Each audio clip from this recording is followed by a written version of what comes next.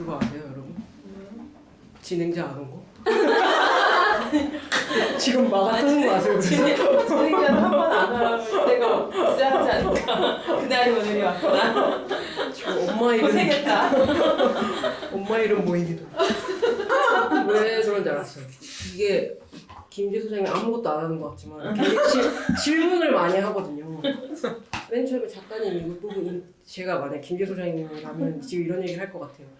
이렇게 인터뷰 하셨던 분인데 어떻게 읽으셨어요? 제일 잘하시니까 말씀해 보세요. 이렇게 시작하실 것 같아요. 그럴 것 너무 같아요. 납득됐어요. 그럴 것 같아요. 소리가 들렸어요. 빙이 된 줄. 그렇게 얘기할 것 같아요. 지금 김재 소장님이라면 그럴 것 같아요. 얘기 좀 해주세요. 저런 책도 가져오셨고 총체적으로 한번 저분에 대한 감상이랑 저 책이랑 이 책 다음에 나온 이 책에 대해서 한번 얘기하실 게 되게 많으실 것 같아요. 제가 근데 이거를 이거 약간 섞였어. 김지혜하고 이렇게 얘기하면 10분 얘기할 것 같아요. 쉴 수 있다. 되게 차분하게 되게 잘 이끌어내시는 지도자 막 이런 거. 비밀죠. 제가 저는 지난주 토요일이 독서 모임인 줄 알고 그 전날 거의 밤새 가면서 읽다가 그 다음날 아침에 일어나서 나는 약간 착각해. 잠깐만 오늘 며칠째 잠깐만 진짜 약간 소름이 돋았어요. 내가 이렇게 열심히 읽었는데 다 까먹을 텐데 하루에.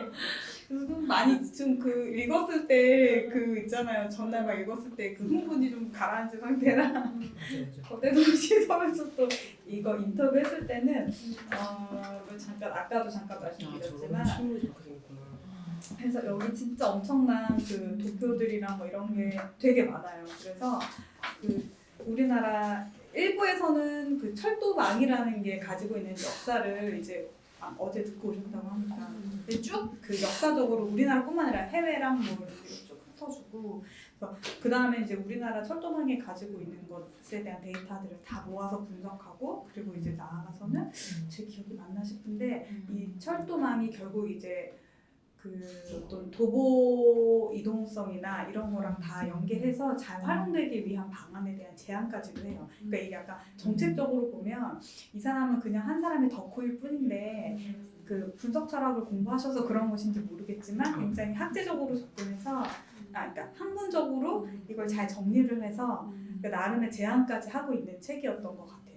그래서 이 사람이 알고 있는 거의 모든 것을 일단 한 번에 다 정리한 그런 느낌이었다?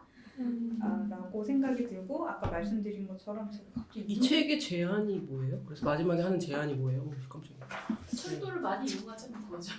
근데 이제 잘못 계획이 어떤 역은 잘 계획이 되어 있는 역이 있는가 하면 어떤 역은 환승 시스템에 문제가 있고 그러니까 제가 아직도 기억나는 건 서울역에서 그 저쪽 파주 쪽으로 들어가는 선은 우리가 우리 좋아하시는 연남동길 이런 지상을 해서 이제 도시 계획을 했잖아요.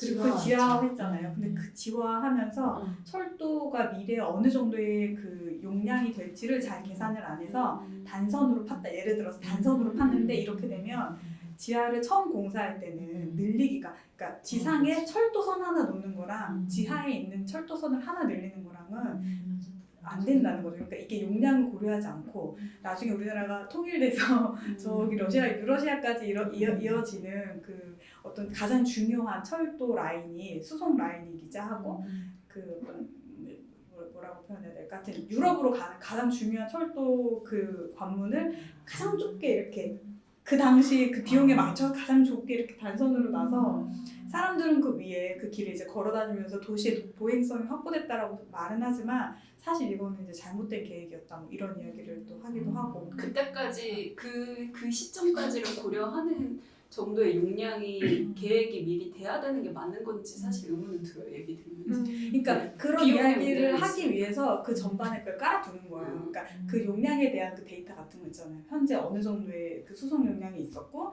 이걸 할 때 타당성 조사를 통해서 이 정도라고 얘기를 했는데 실제 자기가 분석해보면 미래까지 고려했을 때 이 정도 용량이 필요하고 그에 따르면 지금 2분의 1 정도밖에 안 된다 이런 식의 데이터가 그냥 이렇게 뜬구름 잡으면서 그런 게 필요할 텐데 이게 너무 작은 게 아니야 라는 분석이 아니라 되게 정량적인 분석을 여기서 다 하고 있거든요. 그래서 근데 이 책에 보면 2050년까지 만약에 인류가 있다면 뭐 이러던데 되게 얇게 보는데 이걸 냈으니까. 이거 이후에 이제 너무나 절망적인 뭐 개선이 없다. 데이터와 관련되어 있는 그런 지적 자료들이 이 안에 다 이제 다 들어 있어요. 그래서 근데 이 책은 그러면은 조금 이 우리가 지금 읽은 이 납치된 도시에서 길잡히는 감정이 좀 있는 책이잖아요. 그렇죠. 그럼 이 책은 그냥 완전 데이터를 정리한 네, 책이에요. 엄청 드라이해요. 이 사람이 안 느껴지는 책이에요. 여기서는 이 사람이 되게 느껴지더라고요. 맞아. 와, 이 사람 어떤 사람이겠다라는 게 되게 그거가 의식되는 책이었거든요. 근데 이 책은 그런 책이 아니에요? 그렇게 그러니까 네. 기본적으로 베이스로 뭐가 부족하고 불편하고 이런 거는 그 공공교통망을 이용하는 사람을 입장에서 계속 바라보는데 그걸 일반적인 사람들은 그냥 불편하다고 끝나잖아요. 근데 이게 왜 불편하냐? 불편함의 원인이 뭐냐? 이걸 굉장히 그 과학적으로 분석한다. 이 책을? 그래서 그거를 서술하기 위해서 근거가 필요하잖아요. 이걸 싸신 거예요? 이게 싸서 원래 팔아요? 그렇게 팔아요. 원래 표지가 있어요. 되게 그래서 일단 사놓고 보는 게 좋을 것 같아서 갖고 싶다. 사놓기만 했어요. 언제 갑자기 절판될지 이 비닐 모르니까. 때문에 사고 싶어졌다. 전현우 씨가 저한테 해서 제가 딱 들고 왔더니 이 책이 1세가 나오고 굉장히 금방 다 팔렸어요. 그래서 2세를 또 찍었는데 2세는 파란색으로 찍었어요. 이 이게 나을 것 비닐을. 같은데. 네, 그래서 빨간색을 들고 온 건 1세를 산 사람. 파란 거 들고 오면 2세를 산 사람이어서 1세 사셨군요. 막 이러면서 그런 얘기를 했었죠. 네. 근데 여튼 그래서 이 책은 거의 논문과 그 정책 재현에 가깝고 그래서 어조가 조금 더 훨씬 이거보다는 뭔가 분석적인 태도를 가지고 있어요. 그래서 뭘 보면 이거랑 비교해서 예를 들어서 뭐 서울은 어느 정도 위치에 있고 뭐 이런 거를 다 표시를 해가지고 교통망이 얼마나 그러니까 외국 도시들이랑 한국 도시를 이렇게 순위를 막 매기고 이러거든요. 그럼 여기 있는 게 좋은 거예요? 네, 그런 거 같아요.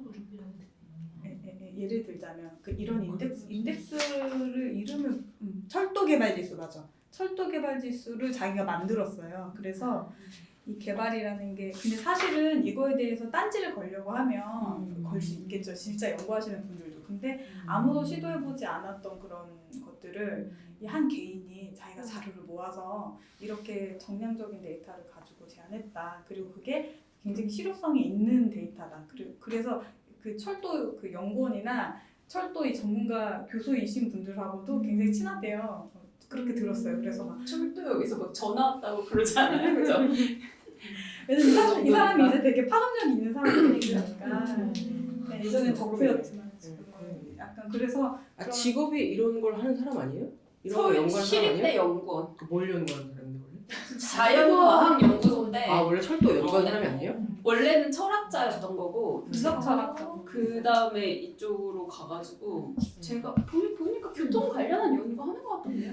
그러면 이분이 이거를 쓴 원래 사람이고 이거는 어떤 믿음사 이 시리즈 탐구 시리즈? 이 시리즈를 하기 위해서 구성을 한 건가? 그래서 요청을 해서 진행을 한 건가?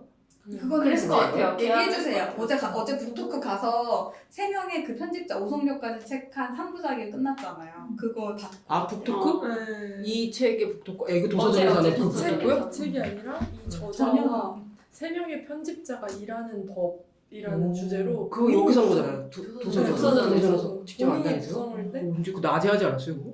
저 회사 한시 퇴근이라 금요일 왜? 왜지? 4.5일째예요. 왜지? 왜지? 너무 복지. 왜 복지지? 왜 복지를 주지?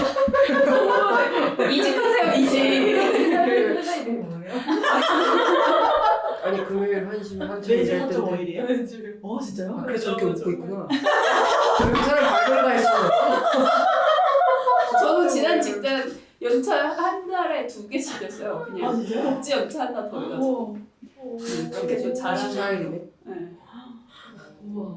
연구사한테 얘기해봐요. 그래서요?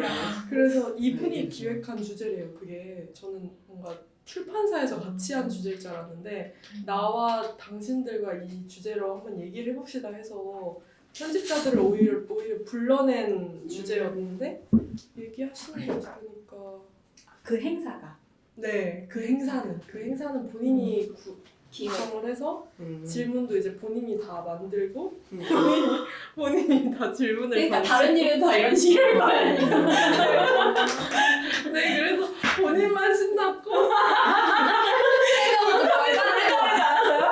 얼마는 거야? 다들 진짜 그런 느낌이에요.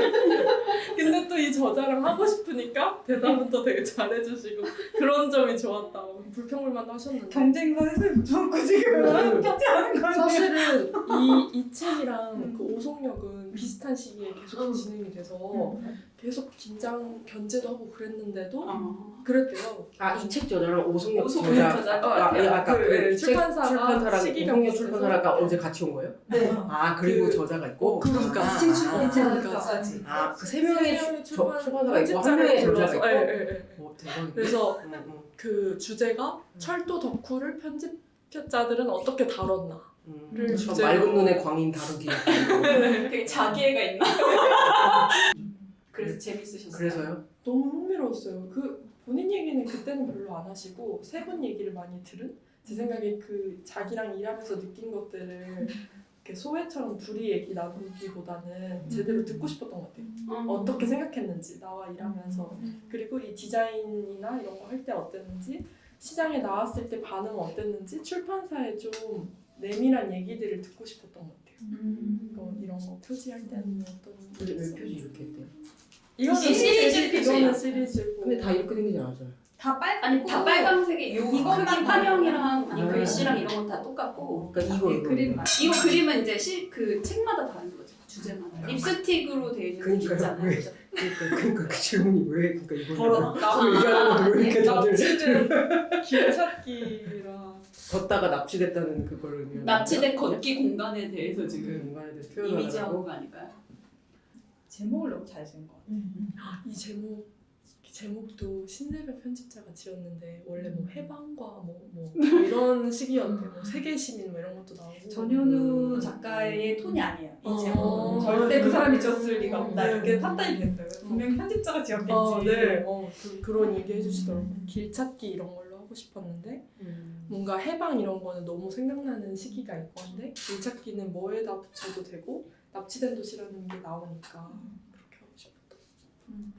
원래 납치된 도시는 원래 이 작가가 쓰시는 용어인 게 맞고 이 안에 원래 네네네 길찾기를 넣어서 그걸 같이 살리고 싶었다. 그래서 그 새 편집자는 뭐라고 요지가 뭐예요? 그 새 편집자는 어떤 부분에서 비슷한 얘기하고 다른 얘기하고 그랬어요? 사실 제가 3시부터 시작했는데 3시 반부터인 줄 알고 30분을 빼먹었어. 근데 그 앞에 그 얘기를 다 한 것 같아. 그 소외 얘기는 그때 나왔고 저는 좀 찌꺼리 계속 왜 그 얘기가 안 나오는 거야? 되게 후일담을 들은 것 같아요. 비밀이 풀렸어. 너무 수석인 얘기를 하고 있어. 아깝다. 한시 퇴근했는데. 송병동 씨. 여기 이 책에서 마음에 대해서 얘기하는 게 되게 흥미로웠어요. 근데 다른 분들이 어떻게 읽으셨을지 저는 마음이라는 단어와 교통이라는 것이 연결되는 것이 약간 비약이지 않을까라고 생각하지 않을까? 왜냐면 저는 너무 이게 저의 20대 대학 생활과 그 이후의 생활과 막 이런 거를 다 집약해놓은 어떤 저의 문제의식 같은 것과 맞닿아 있어가지고 저도 마음에서 출발했거든요. 이것의 핵심은 뭘까? 개개인들의 마음이다. 해가지고 한때는 마음을 엄청 공부했던 적이 있거든요. 근데 마음 공부하세요? 약간 마음 같이 마음 공부해요. 그거 도울라십니까? 그래가지고 소유너머에서 예전에 이제 마음 세미나가 열려가지고 거기 한 6개월인가? 그래서 1기 2기인가? 뭐 이래가지고 마음 공부를 마음 엄청 했었어요. 공부하셨구나. 사람들의 마음이 왜 그럴까? 개개인들의 욕망이 뭘까? 그러니까 저는 이 사람의 이런 시각이나 관점이 너무 이해가 되면서도 짠한 느낌으로 이렇게 읽었거든요. 근데 다른 사람들은 어떨까라고 되게 궁금해서 지금 여쭤봅니다. 저는 이런 소재 같은 것들을 이 사람이 단어 쓰는 거를 허투루 하지 않을 거라는 생각이 들어서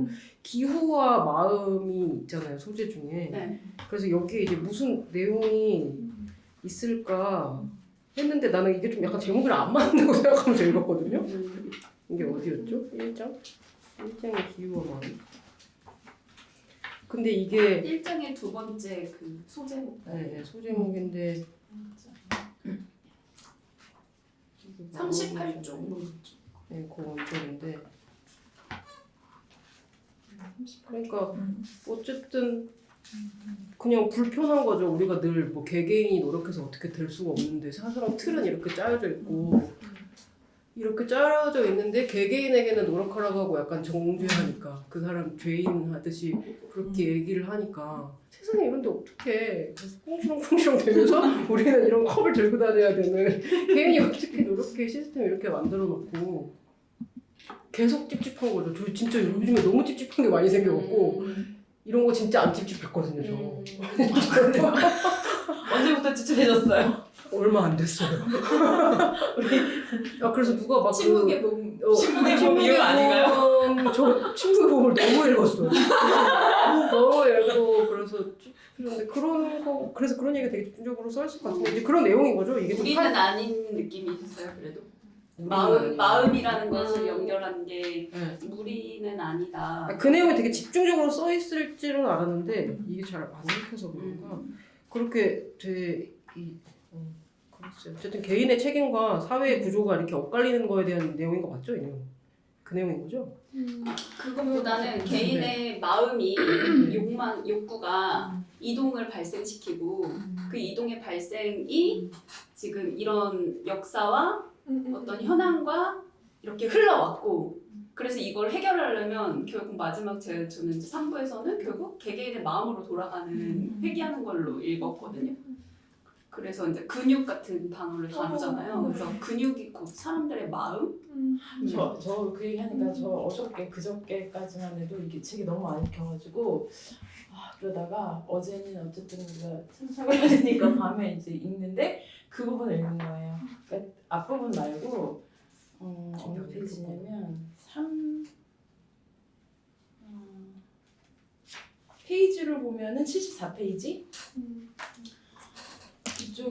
그쪽에서 뭐 교통의 문제가 뭘까를 얘기를 할 때 예전에는 이제 그 사람들 자기 몸으로 이렇게 움직이고 말이라든지 이런 걸로 해서 이 마음과 이 이동이 연결돼 이 있죠. 고통이 연결돼 있는 어떤 그런 연결돼 있지 않다 지금은 그런 얘기를 하는 부분에 있어가지고 뭔가 좀 약간 저는 되게 와닿았고 이런 지적은 좀 새롭고 생각 안 해본 부분인데 한번 같이 공유할 수 있는 뭔가 이렇게 생각 못 해본 부분 지적한 것 같은 느낌?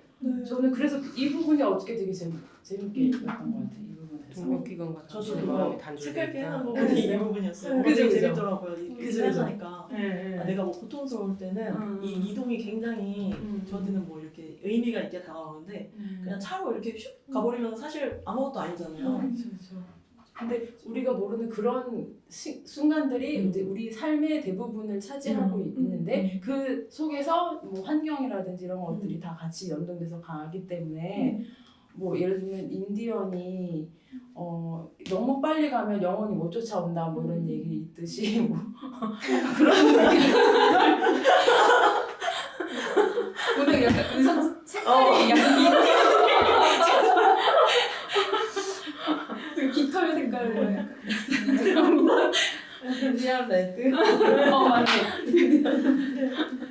저는 근데 이 책을 보면서 그 아까 그 다운님이 얘기한 거랑 연결해서 얘기하자면 굉장히 뭐가 있을 줄 알았어요, 사실. 그니까. 2장 막 넘어가면서 막 그래서 이게 어떻게 되는 거야? 어. 그래서 어떻게 돼야 돼? 갑자기 이러는데 약간 호마죠. 넘어가면서 갑자기 그래서 개개인의 이게 되게 중요하고 개개인의 마음부터 바꿔가지고 이런 된다. 여기까지 호기심 올리고 그러니까 갑자기 마음이 되게 너무 허무한 거예요. 그러니까 마치 예를 들어서 우리가 지금 재활용 엄청 열심히 개개인은 막 하고 있지만 사실은 이거 그냥 쓰레기장으로 가는 거고 다 태워지는 거잖아요. 그거랑 같이 딱 맞물리면서 이게 뭔가 갑자기 너무 저는 쭉 꺼지더라고요. 절망. 그래서 기운이 쫙 빠지는. 네, 기운이 쫙 빠지고 그리고 또 제가 이제 최근에 이사를 했는데 이사하기 전에는 집 앞에서 버스를 타고 어디든지 갈 수 있었어요. 근데 지금은 무조건 전철역을 가가지고 이제 이동을 해야 돼서 전철역까지 8분이 걸려요. 너무 힘든 거예요 요즘에. 그래가지고 나는 차가 너무 필요하다. 이거 읽으면서 이렇게 걸어다니면서 살 수 없어. 그래서 진짜. 네, 모든 공간을 이렇게는 이용할 수 없어. 이러면서 그러다 보니까 더 허무한 마음이 확 왔던 것 같아요. 그랬을 때 그 8분 저도 그러다가 그냥 운전하고 가자 이렇게 되는 때가 더 많거든요. 경기도로 이사 가고 나서. 근데 이제 이 책이랑 연결해서 보면은 그 순간에 8분 내가 걸어가서 움직이는, 그러니까 대중교통망을 이용하는 것보다 그냥 난 개인 교통을 이용하는 게 지금 더 나을 것 같다라는 게 어떻게 보면 더 개인적인 사유고, 그죠. 예, 마음이 그렇게 흐르는 거잖아요. 근데 그 여기서 이제 호소하는 마음이라는 단어를 연결하면 거기서 내 욕구를 줄이고 탄소 발출을 최소화할 수 있는 공공 대중교통망을 이용하는 선택을 해야 되는 방식으로 내 삶의 방식을 바꿔야 되는 건데 그 선택을 어디까지 내가 할 수 있는가, 개인이 할 수 있는가, 혹은 어디까지 각자는 생각하고 있을까, 내가 어디까지 받아들이고 어디까지 내가 기여하고 헌신하는 마음을 가질 수 있을까, 어디까지는 내가 내 개인의 욕구를 더 우선할 수 있을까, 이 균형을 어떻게 맞추고 개개인들의 또 생각이 다 다를 텐데 이거 어떻게 연결되는 걸까? 근데 여기서 너무 급하게 끝내버려가지고 이런 얘기 언급 없이 저는 좀 허무한 부분이 거기 있었어요. 아니 지금은 모두 개개인이 그냥 유리하고 편안하면서 돈 많이 벌고 돈 많이 빨리 버는 위치에 있는 게 모두의 마음이잖아요. 100명 중에 99명의 마음이잖아요. 근데 이제 그 모든 사람들이 이제 문화적인 것에 관심 갖고 문화와 또 연결된 지구에 관심 갖고 환경에 관심 갖고 그건 다 연결돼 있잖아요. 그러니까 사람들의 관심이 다 그쪽에 쏠리면 이 기후 위기는 이겨낼 수 있다고 제가 한 얘기가 아니라 유심리가 어디서 얘기하더라고요. 네, 그래서 그런 사람이 많아지는 거죠. 많아지는 건데 뭐 지난번에도 말씀하셨듯이 관심 갖는 사람만 되게 더 관심 갖잖아요. 그리고 그 사람들이 모여서 또 그 얘기하니까 더 그 사람들만 더 깊어지잖아요. 그래서 이것도 되게 극화가 되고 그 사람들은 또 소수의 극성인 사람처럼 어떻게 보여지게 되는데 그런 사람들의 그 유럽은 조금 더 이제 친환경이나 이런 거 보편적이잖아요. 그런 감수성이. 근데 우리는 되게 그게 아직은 유난이잖아요. 친환경적인 그런 감수성이. 그러니까 그런 게 자본주의에 돈 벌고 빨리 벌고 이런 것보다 문화나 기후나 환경에 그쪽에 관심이 쏠리면 해결이 된대요. 근데 이제 그게 안 될 거니까 지구가 한번 재난을 겪은 다음에 사람이 한 반 없어진 다음에 이제 그 다음부터 우리가 정신 차리게 되겠지만 그게 어쨌든 그게 개개인이 합쳐서 할 수 있는 거는 그거고 지금 사회 구조는 이미 그렇게 할 수 없는 방향이기 때문에 이게 여기서 나오는 자기 가치감인가? 그 단어랑 연결되는 것 같아요. 그 이제 탄소 배출을 최소화하고 이게 사회 시스템에서 만약에 사회적으로 그런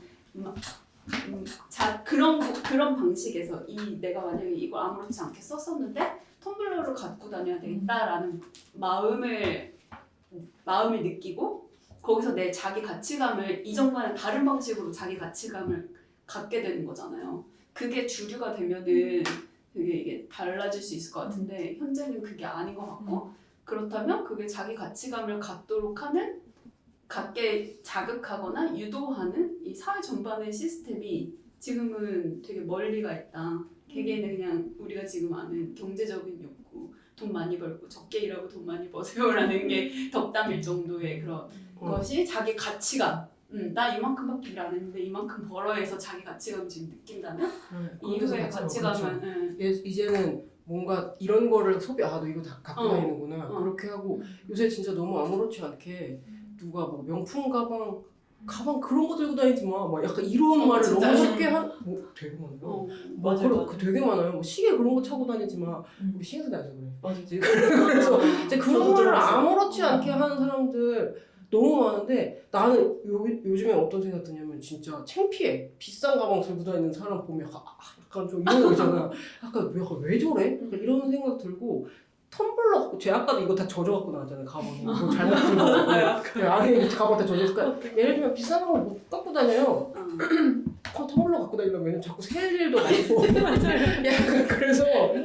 근데 그게 창피하지 않아. 약간 그런 거죠. 그게 이제 사회 보편적인 시각인 거고, 우리나라처럼 옷 막 많이 사고 많이 갈아입고 막 예쁜 거 많이 입고 진짜 이거 갖고 서로 추켜 세워주고 이런 나라가 수준이 낮다는 거를 이제 다 같이 인식하게 되는 거죠. 이제는 일부 사람들만 인식하고 일부 사람들은 아예 다르게 생각하잖아요. 그런 것처럼 그게 문화적인 수준이 올라가는 거죠. 그렇게 하면 당연히 자연스럽게 소비를 덜하게 되고 이제 그런 문화가 존중받는 사회가 되는 거죠.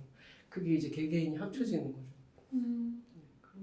생각이 들었어요. 아까 그 얘기가 그 명품 가방 들고 다닐 때 네. 그거에 대해서 이런 거 들고 다니지 마. 이렇게 아니. 그 이사 반대. 그죠? 반대. 그죠? 반대로. 아 그래서 네. 막 다녔구나 막 이 네. 얘기를 듣다가 다시 그런 걸 얘기하더라고요. 이런 거 들고 다니지 마. 너 사회적인 적응도 맞아, 있는데 맞아. 이런 거 좀 들고 다니. 이러고 좀 다니지 마라든지 그런 말을 아무렇게 아.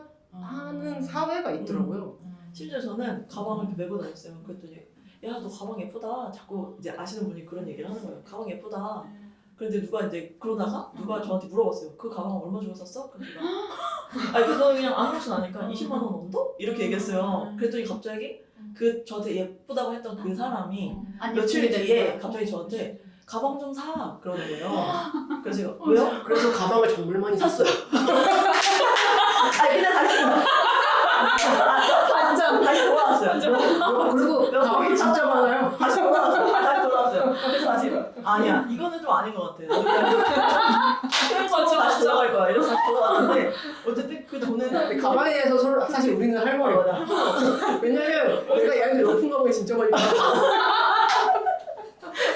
근데 어쨌든 사람이 가격을 알면서 갑자기 그렇게 얘기하는 게 너무 황당하잖아요. 근데 저도 거기에 약간 편승한 거죠. 아 맞네? 나도 그러면 비싼 가방을 사볼까? 약간 이런 마음이 들었던 근데 거죠. 그런 말을 계속 하는데 그럴 수니까 신경은 쓸 것 같아요. 완전 움직이진 않더라. 아, 그래 예쁘다더니 왜 갑자기 많이 나온 거야?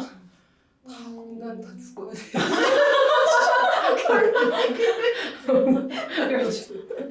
열정만. 뒤에 그런 얘기도 안 나와요. 지난해 생사 행복. 근데 그런 건 어떠세요? 저는 약간 이럴 때 되게 허무해요. 만약에 제가 텀블러를 이제 막 들고 다녀요. 그러다가 뭐 텀블러 약간 딴 거 사고 싶을 수도 있잖아요. 근데 막 이렇게 하는 시점에 어디서 막 기사에서 나오는 거예요. 텀블러가 하나 이상 타면은 뭐 이게 텀블러 만든 몇 번을 써야 텀블러 살 때에 발생되는 이 살 때 탄소 양이 사실은 뭐 이 쓰레기 버리는 것보다 더 많다. 막 이런 기사도 나오고 분리수거 엄청 열심히 했어요. 막 저는 막 종이 하나까지도 막 다 뜯어가지고 막 비닐 막 뜯어가지고 버렸어요. 근데 실질적으로 우리나라에서 재활용되는 뭐 종이의 양이 뭐 10%도 안 된다. 뭐 플라스틱도 마찬가지로 제가 라벨 다 뜯어가지고 막 해서 버렸는데 이거 다 어차피 재상국으로 간다. 막 이런 얘기 나왔을 때 저는 되게 아 이런 거를 이렇게 개인한테는 강요를 하잖아요. 이 나라나 이런 사회에서 이제 개인들이 다 이렇게 노력을 해야 돼라고 하면서 실질적으로 시스템은 전혀 그렇게 굴러가지 않는 게 너무 많은 것 같아요.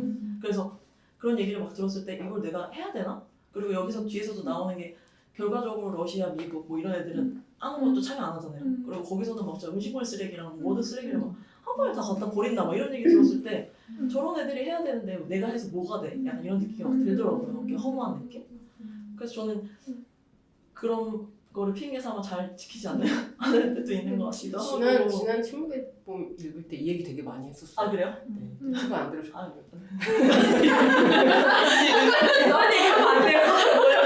그래서 이제 개개인의 노력을 할 수 있는 게 별로 없다면서 파타고니 사례도 얘기했었고 뭐 이런저런 얘기했었어요. 그랬군요. 네, 같은 비슷한 생각으로 근데 연결돼요. 진짜로 연결돼요. 그래서 되게 기후정리 무기력하죠. 기후정리 파업 갔을 때 이거 풀지를 다 해가지고 정리지를 막 붙여놨거든요. 막 팩스보내서 환경부 장관 지금 밥이 넘어갑니까? 막 이런 걸 팩스로 막 보냈어요. 근데 이제 조선일보에서 이제 가난한 사람들이 계속 고통받는다 기후 위기로 이런 걸 막 했는데 조선일보에서 이거 기후 위기를 말한다는 사람들이 종이를 이렇게 붙이고 이런 거에 대한 비판 기사를 냈더라고요. 근데 그걸 보면서 아 이게 되게 편향돼 있다. 이 시선이 이 전지구적 위기에 대한 그 정도 그 환경 감수성이 있는 사람이 그 이런 전지구적 위기에 대한 말은 한마디도 안 해놓고서 이 기후정리 파업에 대해서 그렇게 조목조목 비판을 한 거 보고 뭐 팩스 뭐 보낸 게 얼마였고 뭐 이런 걸 다 비판하는 거 보면서 이런 어떤 기사나 이게 되게 신빙성이 없고 그거에 물론 그거에 안 넘어간다고 뭐에 넘어가야 될지 모르겠지만 그게 되게 내 행동을 바꾸기엔 너무나 믿을 수 없는 거다라는 생각이 좀 들었어요. 근데 저는 만약에 그런 기사가 나왔다고 하면은 이런 게 시스템이 잘못됐으니까 이거를 고쳐야 된다라는 방향으로 가야 되는 거지. 그렇다고 해서 우리가 이거를 잘 하는 거를 뭐 안 한다거나 이런 방향으로 가는 그렇죠. 거는 우리 하는 거는 계속 멈칫하긴 하는 것 같아요. 이게 뭘 바꿀까? 그러네요. 그래야 마음이 편하더라고요. 이게 뭘 바꿀까?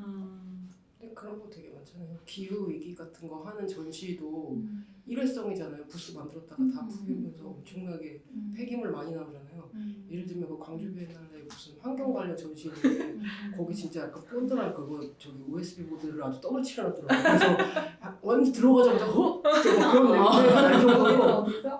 그 네덜란드 전시관에 무슨 그 있잖아요. 아시는 분들. 그 이렇게 있잖아요. 동물 사진 이렇게 붙여놓고 무슨 재판하는 거 있어요. 제가 가보라고 했던데 나 제 네덜란드 네, 가는 사람 한 명도 없어요. 근데 가는데 들어가자마자 그 남편이랑 같이 갔는데 남편이 엄청 그 기관지와 냄새에 엄청 예민해요. 그랬더니 들어가자마자 나는 포르말데히드 때문에 못 들어가겠어. 그래서 이게 말이 되냐고. 이거 몇 달이나 전시한다고 이게 더 환경 파괴 아니냐. 근데 이제 그래서 그거 갖고 엄청 얘기했어. 근데 하지만 이 기후 위기를 알리기 위해서 이 전시는 그만큼의 가치가 있기 때문에 이걸 얘기하기 위해서 이 전시는 필요하다. 그렇게 얘기했더니 그리고 이걸 하기 위해서 이 포대에다가 흙을 담아가지고 막 이렇게 하고 이 전시를 보러 오는 사람 누군지 아냐? 환경에 관심 있는 사람들이다. 그래서 어차피 필요 없다. 그것도 말 되냐고. 그래서 그런데 아니다. 훨씬 많은 사람이 올 거다 했는데 진짜 전시장에 사람 한 명도 없어요. 형식이 중요한데 그죠? 그래서 근데 이제 뭐 어떤 전시들이 조형물 같은 거는 진짜 본드나 그런 거 플라스틱 같은 거 진짜 많이 사용할 수밖에 없어요. 근데 이제 그거를 하지 않기 위해서 또 어떤 조형물은 되게 큰데 뭐 종이점토랑 뭐 수세미 그 수세미 열매 있잖아요. 뭐 그거로만 만든 조형물도 있었고 뭐 하긴 했었는데 그러니까 그거는 진짜 약간 달을 가리키는데 손을 보는 거고 얘기하고자 하는 거를 보는 거고 말씀하신 것처럼 더 큰 거를 얘기하고 있는데 지금 그거에 꽂혀갖고 얘기하는 딴지를 거는 거죠. 그거 그렇게 하면 아무것도 못할 것 같아요. 그죠? 네. 과정에서 일어나는 어쨌든 우리는 지금 이 시대를 같이 살고 있는데 이걸 하기 위해서 우리가 가지고 투입할 수 있는 자원이나 할 수 있는 방식이 한정적인 게 있고 그렇죠. 네, 그리고 어쨌든 사람이 그냥 지금 숨 쉬는 것 자체가 다 자연 파괴 아닌가요? 자연의 관점에서 그렇다면 할 수 있는 게 없는 거예요. 진짜 그냥 죽어야 돼 mel종돼야 돼. 진짜 얘기밖에 안 되는 거예요. 그러니까는 그거는 그런 과정에서 일어나는 것들은 어느 정도까지는 허용하는 어떤 그냥 암묵적으로 허용하고 이제 그 다음에 그래서 더 큰 걸 보는 방식으로 사람들이 진화해야 하는데 네, 그 과정에서 발생하는 것까지 완벽하게 요구하는 거는 그거는 문제를 호도하는 일 존재하는 것 자체가 우리가 뭐 정말 다 그런 환경 파괴를 끊임없이 하고 있는 그 자체는 그러면 죽으란 얘기죠. 그 다른 얘기를 하면 저는 이 책을 보는 사람에 따라서 되게 다양한 해석과 생각이 뻗어나갈 수 있겠다. 근데 사실 좀 논리적인 비약은 되게 많아. 이게 마음으로 뛰었다가 죽음으로 뛰었다가 막 이렇게 뭐 이게 과학책이야, 이게 철학책이야, 이게 에세이야, 이게 뭐야 이렇게 할 게 있는데 뭔가 이 형식을 파괴하는 글쓰기 자체도 이 작가가 도전해보고 싶었다고 느끼는 게 자기는 개인이잖아요. 개인으로서 어떤 철도에 대한 기억을 가진 한 주체적인 사람이고 근데 철학을 공부했어.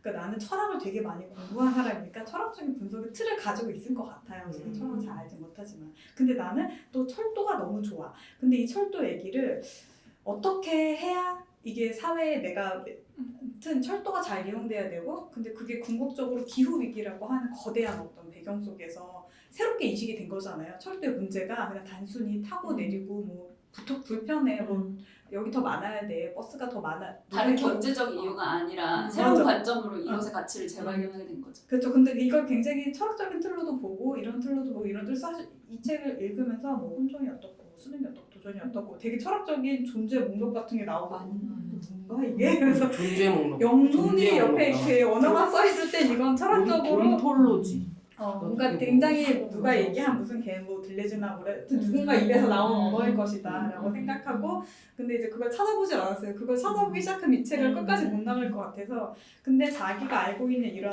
그 프레임으로 계속적으로 정의를 새롭게 시도하려는 태도가 이 1번의 책에 나왔던 거대도시 기후철도의 분석적 태도랑 철학적 태도가 이 책이 사실 철학학이라는 베이스를 가지고 있잖아요. 그러니까 이 철학적 문제로 계속 제기하고 있는 거예요. 그래서 삶과 죽음의 문제도 가고 이 기후와 마음의 문제가 연결이 되고 그러니까 이게 사실 인생의 굉장히 철학적인 어떤 주제나 철학적 분석의 틀과도 계속 맞닿아 있다는 걸 이 사람이 되게 얘기하고 싶은데 그러다 보니까 사실 중간중간에 우리같이 약간 공대생 필 가지고 있는 사람들은 약간 이렇게 비약적으로 보이는 부분들이 있는 거죠. 그래서 이제 가져오는 목록에서도 뭔가 이 부분과 이 부분을 설명하려면 어떤 도표나 자료들이 더 근거가 제시가 돼야 되는데 그런 건 없고 그냥 이게 불편하지 않냐, 이게 너의 심리적 고통을 유발하지 않냐, 뭐 이렇게 설명을 하는데 이건 약간 철학적 글쓰기의 방식들이지 안에 들어가 있어서 그렇구나라는 생각이 들어서 이 책을 우리가 아니라 만약에 철학하는 분들이 읽으면 되게 다른 얘기를 많이 하겠다.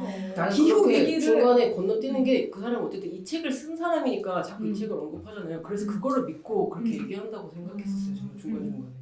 근데 일견 그런 부분도 있어요. 그런 걸 얘기는 하지만 근데 이제 철학적으로 얘기할 때는 그런 부분들이 또 있구나. 그래서 결국 우리가 기후 위기라고 생각하면 저는 되게 환경 문제고 뭐 어떤 데이터가 있고 탄소 배출로 딱 연결된 어떤 딱 그 틀이 되게 과학적인 틀만 있다고 생각했거든요. 근데 이게 되게 철학적인 문제로 진화의 문제도 언급이 사실 참 이해를 못했어요. 중간에 진화할 때 이게 왜 진화가 잠깐 그래서 제가 그림을 그려서 이게 내가 이해를 잘못했나 하고 체크를 했는데 나중에 한 3번 읽어보면 이해가 되겠죠?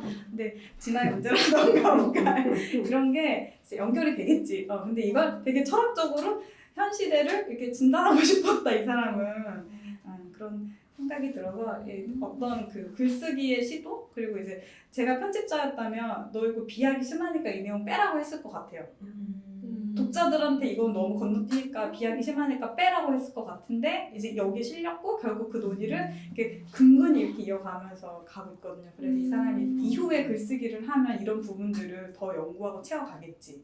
그리고 이건 진짜 한 개인이 한 거잖아요. 그래서 뭔가 이렇게 잘 알고 있는 분들의 도움을 받아서 뭔가 이렇게 조금 더 채워지게 되면 이런 빈칸들이 더 채워지겠지. 이후에 그런 작업들이 이 사람이 또 하겠지. 이런 생각이 조금 들기는 하더라고요. 그러니까 굉장히 흥미롭다. 이 사람이 하는 행위가 개인에서 출발해서 이제 철도로 가는 이 여정이 되게 흥미롭다고 좀 느꼈던 지점이 있어요. 그럼 철학을 하는 사람들은 그런 거를 어느 정도 수용할 수 있나요? 기본적으로 철학을 끌어와서 얘기하는 거니까 그럴까요? 그런 분석에선 가능할 것 같아요. 이 책 제가 이 시리즈가 꽂혀 있는 서가에서 봤는데 그 시리즈 중에 이게 좀 두껍더라고요. 다른 거에 비해서. 그래서 이 사람이 그러니까 좀 안 읽힌다고 생각한 이유가 사실은 챕터 되게 짧아서 금방 읽을 수 있는데 이게 좁잖아요. 그게 한눈에 안 보이는 것도 나는 이게 안 읽히는 것 중에 좀 하나라고 생각했거든요. 이게 넓게 펴갖고 보면 되게 잘 읽힐 것 같다는 생각이 들긴 너무 해서 쪼개져 있죠. 네. 그럼 우리가 핸드폰으로 볼 때 긴 내용 잘 파악 안 되잖아요. 그런 거랑 것처럼. 저도 비슷해요. 네, 그런 느낌으로 읽어서 이거 그렇게 안 읽히는 책이 아닐 수도 있어요. 넓게 읽으면. 이거 넓게 읽으면 괜찮지 않았어요? 괜찮았어요. 네, 안 읽힌다 생각. 네, 그래서 이게 그러니까 우리가 좁다는 게 그런 작용도 있어요. 네, 그게 되게 이게 한눈에 뭔가 이렇게 딱 안 보여. 왜냐면 문장이 안 보여. 읽으려고 하는데 딱 줄이 넘겨. 넘어가니까. 다음을 넘겨. 그게 줄이 넘어가는 데서 때는 잘 안 읽히는 거. 근데 게다가 그림까지 있으니까 너무 조금 있는데 넘겨야 되니까 그게 사고가 한번 끊기는 것 같더라고요. 제가 이게 마음이라는 것과 교통 이동을 연결짓는 게 비약이라고 생각하지 않을까라고 궁금했던 거는 저는 그게 비약이라고 생각하지 않았기 때문이거든요. 근데 다른 사람들은 어떻게 느낄까? 저는 이렇게 접근하는 게 더 많아야 된다고 생각하는 사람 중에 하나인데 저도 약간. 네. 이런 방식으로 다루는 것을 보니까 너무 반가웠던 거예요. 근데 이게 우리한테 일반적이지 않은 접근 방식이고 그것을 책으로 풀어나간다는 게 굉장히 쉽지 않은 일이기 때문에 익숙하지 않은 일이고 그래서 다른 사람들은 어떻게 생각했을까? 근데 이제 기자님도 과학적인 방법 저는 전혀 그렇게 생각해 본 적이 없거든요. 이건 과학적인 것이고 뭐 탄소 배출에 대해서 이건 저는 다 모든 것이 다 개개인의 마음이랑 연결돼 있다고 생각하는 사람 중에 하나여가지고 근데 역시나 이제 그렇게 말씀을 해주셔가지고 지금 사람들한테는 사람들이 어떤 방식으로 이 문제를 바라보는가에 대해서 조금 저는 알게 된 것 같아요. 근데 그 부분이 저는 어떤 부분에서 이해가 됐냐면 탄소 배출에서 이제 뭐 1.5도를 낮춰야 된다, 뭐 최소한 1.5도 이상 낮춰야 된다고 하는 사람들은 그때까지는 일단 막 써도 된다고 느낀다는 심리적으로 오히려 우리는 그 이상을 낮춰야 된다고 말을 하는데 얘네들은 그럼 이때까지 일단 몇십 년까지 써도 되겠네 약간 이렇게 거꾸로 이해한다는 거예요. 사람들이 심리가. 그런 부분을 볼 때 사실 이렇게 정책을 바꾸거나 이런 것들을 변화해 나갈 때 데이터를 중심으로 해야 되고 분석이 필요하고 이런 자료들을 가지고 있어야 공공을 설득을 할 수 있고 그래서 정책들을 바꿔 나가잖아요. 근데 그건 굉장히 주차장이 뭐랄까 그냥 공식적인 어떤 행위들이고 그 이면에서 사회가 뒤바뀌게 하는 진짜 추동하는 힘은 사실 개인들의 마음이 맞는데 그 개인들의 마음까지 닿기에는 이런 도표들은 사실 크게 와닿지 않는 정량적 지표들일 수 있겠다. 그러니까 그리고 그 역할, 그 개인의 마음이 닿게 하는 건 사실 이 사람 역할이 아니라 개개인들이에요. 개개인들이 너무 멀리 있어요. 이런 것을 생각하면서 살지 않는 것 같다고 저는 생각하거든요. 네. 이거 그냥 하루하루 사는 거고 자기 이제 뭐 생활비 벌어가지고 자기 생활하고 사고 싶은 거 사고 그냥 그런 방식으로 익숙해진 삶이고 이런 성찰을 하지 않기 때문에 사실 이게 터무니없고 비약처럼 느껴질 수 있겠다. 근데 이거는 들여다보면 가장 문제 핵심은 개개인의 마음이다라고 저는 생각하는. 우리 그러면 초등학교 필수 과목에 있어야 되는 거 아니야? 마음? 마음이나 성찰이 있어야 되는 거 아니야? 저기 김훈 무슨 에세이 중에 되게 오래된 에세이인데 그거 있어요. 김훈은 자동차를 아예 살인무기라고 생각해서 아예 차를 타지 않는데요. 기차만 탄다고 하더라고요. 근데 여기에 나온 얘기 중에 저 이거에 하면서 되게 운전하는 거에 대해서 되게 많이 생각을 하게 됐거든요. 그런 생각 되게 많이 하지 않았어요? 운전 다 하시나요? 네. 그래서 운전 안 하시죠? 운전 안 하시죠? 다 운전하시죠? 그래서 운전하는 거가 가끔 내가 운전할 때 그거를 어렸을 때 읽어서 그런지 저도 이게 살인무기라는 생각을 가끔 하거든요. 그런 약간 감수성 있는데 이거 읽으면서 진짜 운전 웬만하면 진짜 하지 말아야 되겠다 약간 생각한 게 물리적으로 속도가 다른 사람이 같은 세상에 산다? 그러니까 사람은 뭐 시속 4km로 걷는데 나는 뭐 3, 40km로 뭐 걸을 수 있다 이런 게 같이 사는 거 자체가 요새 너무 막 그 어린이 구역 안전구역 사고도 많고 약간 그래서 그런 것들이랑 연결되고 그리고 서울에서 부산까지 가는 탄소 배출량이 60kg나 된대요. 그냥 너무 한 번에 내가 한 큐에 할 수 있는 게. 근데 이 사람이 책 내용 중에 지나간 내용 중에 어쨌든 지구를 멸망해야 하는 마지막 1km가 네가 내뿜은 1km일 수 있다. 이런 내용이 있어요. 그래서 그거 보고 약간 엄청 웃겼는데 그래서 진짜로 저는 이 책 읽고 저의 마음이라면 진짜 운전 웬만하면 하지 말아야 되겠다. 그리고 이번에 광주 가면서 보통은 이제 남편이랑 어디 갈 때 무조건 차를 끌고 가는데 저 약간 운전하는데 오면서 피로도가 생기기도 하고 그런 막 위험과 죽음에 대해서 너무 생각을 해서 요새 그래서 요즘에 운전 점점 안 하고 있어요. 등산 다니면서 점점 더 안 하게 되는데 산 갔다 오면 너무 피곤하니까 그래서 어떻게든 대중교통으로 가려고 하다가 이번에 설득이 돼서 그렇게 해서 너무 좋은 거예요. 고속버스 타고 가니까 그래서 이제부터 우리 무조건 버스 여행하자 이제 그게 엄청 됐거든요. 그래서 어쨌든 근데 이제 저는 지하철 아침에 1시간 정도 출퇴근하면서 너무 이제 피곤하게 하면서 이 책을 읽으면서 되게 현타가 오긴 했어요. 이게 진짜 이 아침마다 1시간 이 사람 2시간이라고 그랬는데 1시간 이렇게 지하철 타는 거에 서러우며 하지만 그래도 그게 낫다. 운전하는 것보다는 개인적인 삶의 질에서도 이게 낫고 세상을 위해서도 이게 낫구나. 그래서 약간 저는 운전하는 거에 대해서 되게 많이 생각했어요. 어떠셨어요? 그런 거에 대해서 생각 안 하셨어요? 저 이 책 읽는 중간에 그 한문철의 무슨 블랙박스 이런 영상 하나 보다가 덤프트럭이 이렇게 무브가 오토바이 치는 그런 거 봤는데 정말 비명 사는 말이 저 말이 맞구나 이런 생각이 들잖아요. 그래서 대문밖에 황천길이에요 진짜 그거 보면 나가면 죽으러 나가는 거예요 진짜 그거 보면. 근데 우리가 도시계획을 할 때도 생각을 해보면 이 사람도 결국 도시가 잘못 망가진 게 자동차 중심이 됐고 자동차 중심의 도시계획이 이루어졌기 때문에 인간이 걸어다니면서 할 수 있는 도보 이동권은 굉장히 이렇게 사라지게 됐고 안전하게 걸을 수 있는 곳이 없다 보니까 사실 대중교통도 불편하고 뭔가 여러 가지 문제가 야기된 것 같은데 근데 한편으로 참 이게 어려운 문제라고 느끼긴 했어요. 왜냐면 저는 광주 갈 때 차 몰고 갔거든요. 짧은 시간에 해야 되는데 근데 광주 갔을 때 양림동 가보셨죠? 네. 거기 차 몰고 가고 와 거기 가서 주차하다가 진짜 막 너무 막 그 스트레스를 받아가지고 주차할 데가 없어서 그래서 근데 이제 그걸 유발한 건 그 도시의 구조겠죠. 주차를 하기 어렵게 생긴 골목골목돼 있는 도시니까 이런 데는 계획된 도시가 아니니까. 그렇죠. 원래 자생적으로 이루어진 그런 도시이기도 하니까 도시계획과 차의 문제가 우리는 도시 골목이고 차를 가져가기 불편하면 도시계획자들의 기본 생각은 차가 가기 좋은 도시로 만들어야 된다. 도로를 넓힌다. 주차장을 확보한다. 산을 깎아내린다. 해서 공유 주차를 만들고 제가 얼마 전에 부산에 갔다 왔는데 감천동 마을 꼭대기에 엄청 거대한 산 꼭대기 공영 주차장을 만들고 있어요. 그래서 내가 보다가 이거는 내가 보던 감천 마을의 문화적 모습이 아닌데 막 결국에는 걔도 좋은 관광지가 되려면 공영 주차장이 필요하니까. 그러니까 그렇게 거기를 그냥 생각이 딱 저는 그냥 마을버스를 타고 올라갔거든요. 근데 그 마을버스가 가는 길에 그 정류장이 그 거의 끝이 그 감천문화마을 새롭게 짓는 새 주차장 앞인 거예요. 근데 그 앞에 이제 주차장이 없어지니까 이제 공사를 하면서 아예 거기가 확장 공사하면서 거기를 폐쇄했거든요. 그러니까 차들이 왔다가 못 들어가니까 거기서 세차해서 나가고 하는데 버스도 못 움직이는 거야. 왜냐면 앞에 차들이 서 있으니까.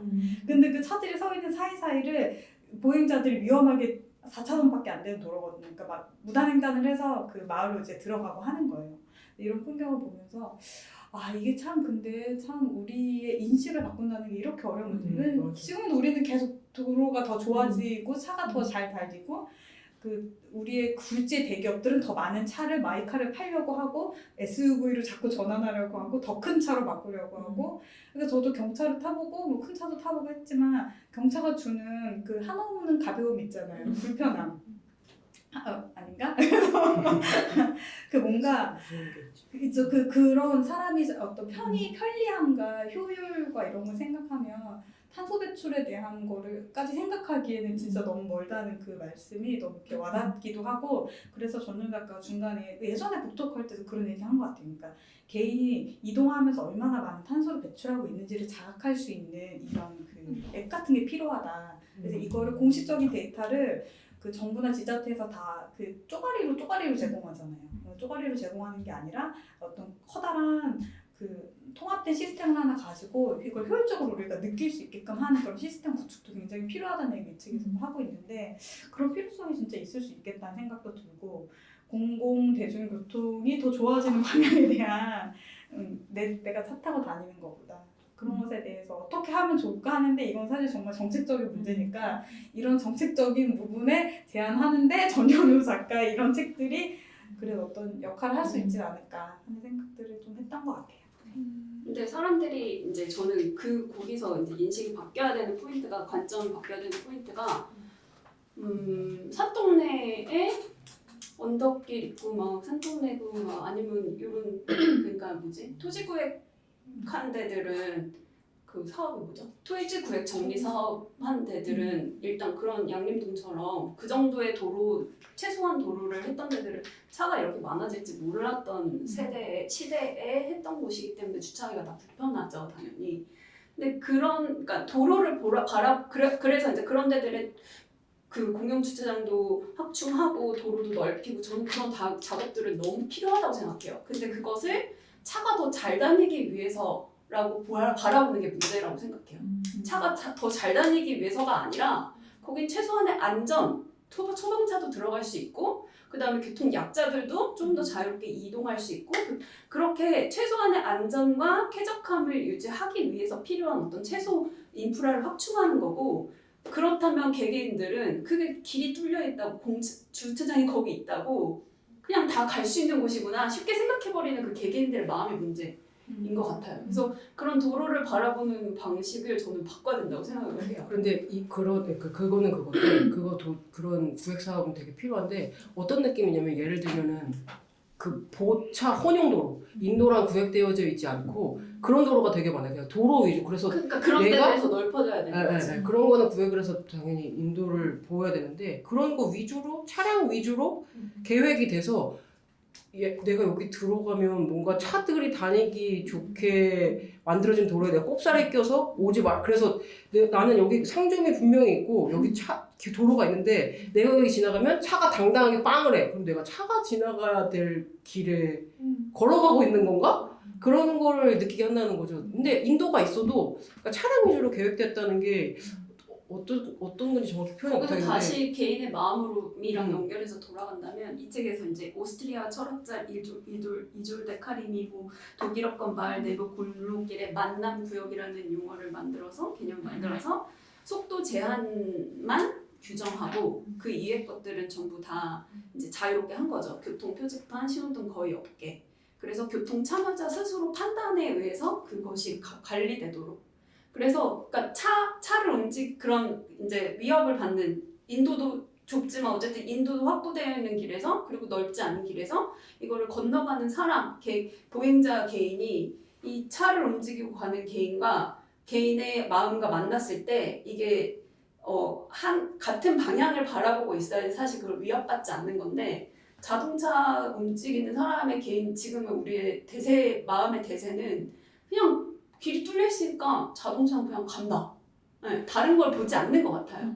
근데 그래서 이런 거 있잖아. 속도가 다르면 짜증을 유발한다. 뭐 네. 이런 내용이 있었는데 네. 책에. 그래서 이제 속도가 다른 것들을 이거를 하는 내가 스스로 판단에 의해서 사실 그런 어떤 되게 추상적인 여기서 추상적인이라고 쓰는데 추상적인 어떤 그때만의 어떤 느낌이 길마다 다 그게 있잖아요. 뭐라고 정의할 수 없고 그러니까 어떻게 분류할 수 없는 명확하게 몇 가지로 분류할 수 없는 그 길마다의 그 느낌 그리고 어떤 문화 같은 것들이 있는데 거기에서 이제 그게 참여자 개개인 교통 참여자 그곳에 움직이는 보행자든 뭐 자전거를 운전하는 사람이든 뭐 자동차를 움직이는 사람이든 그들이 어떤 그 자체적으로 각각의 판단에 의해서 그 길을 같이 관리하고 내가 참여한다는 인식을 가지고 다른 사람을 바라보면서 가야 되는 건데 이게 지금 그 부분이 부재한 것 같아요. 길이 있냐 없냐 그게 뭐 빠르냐 어떻냐 이거는 되게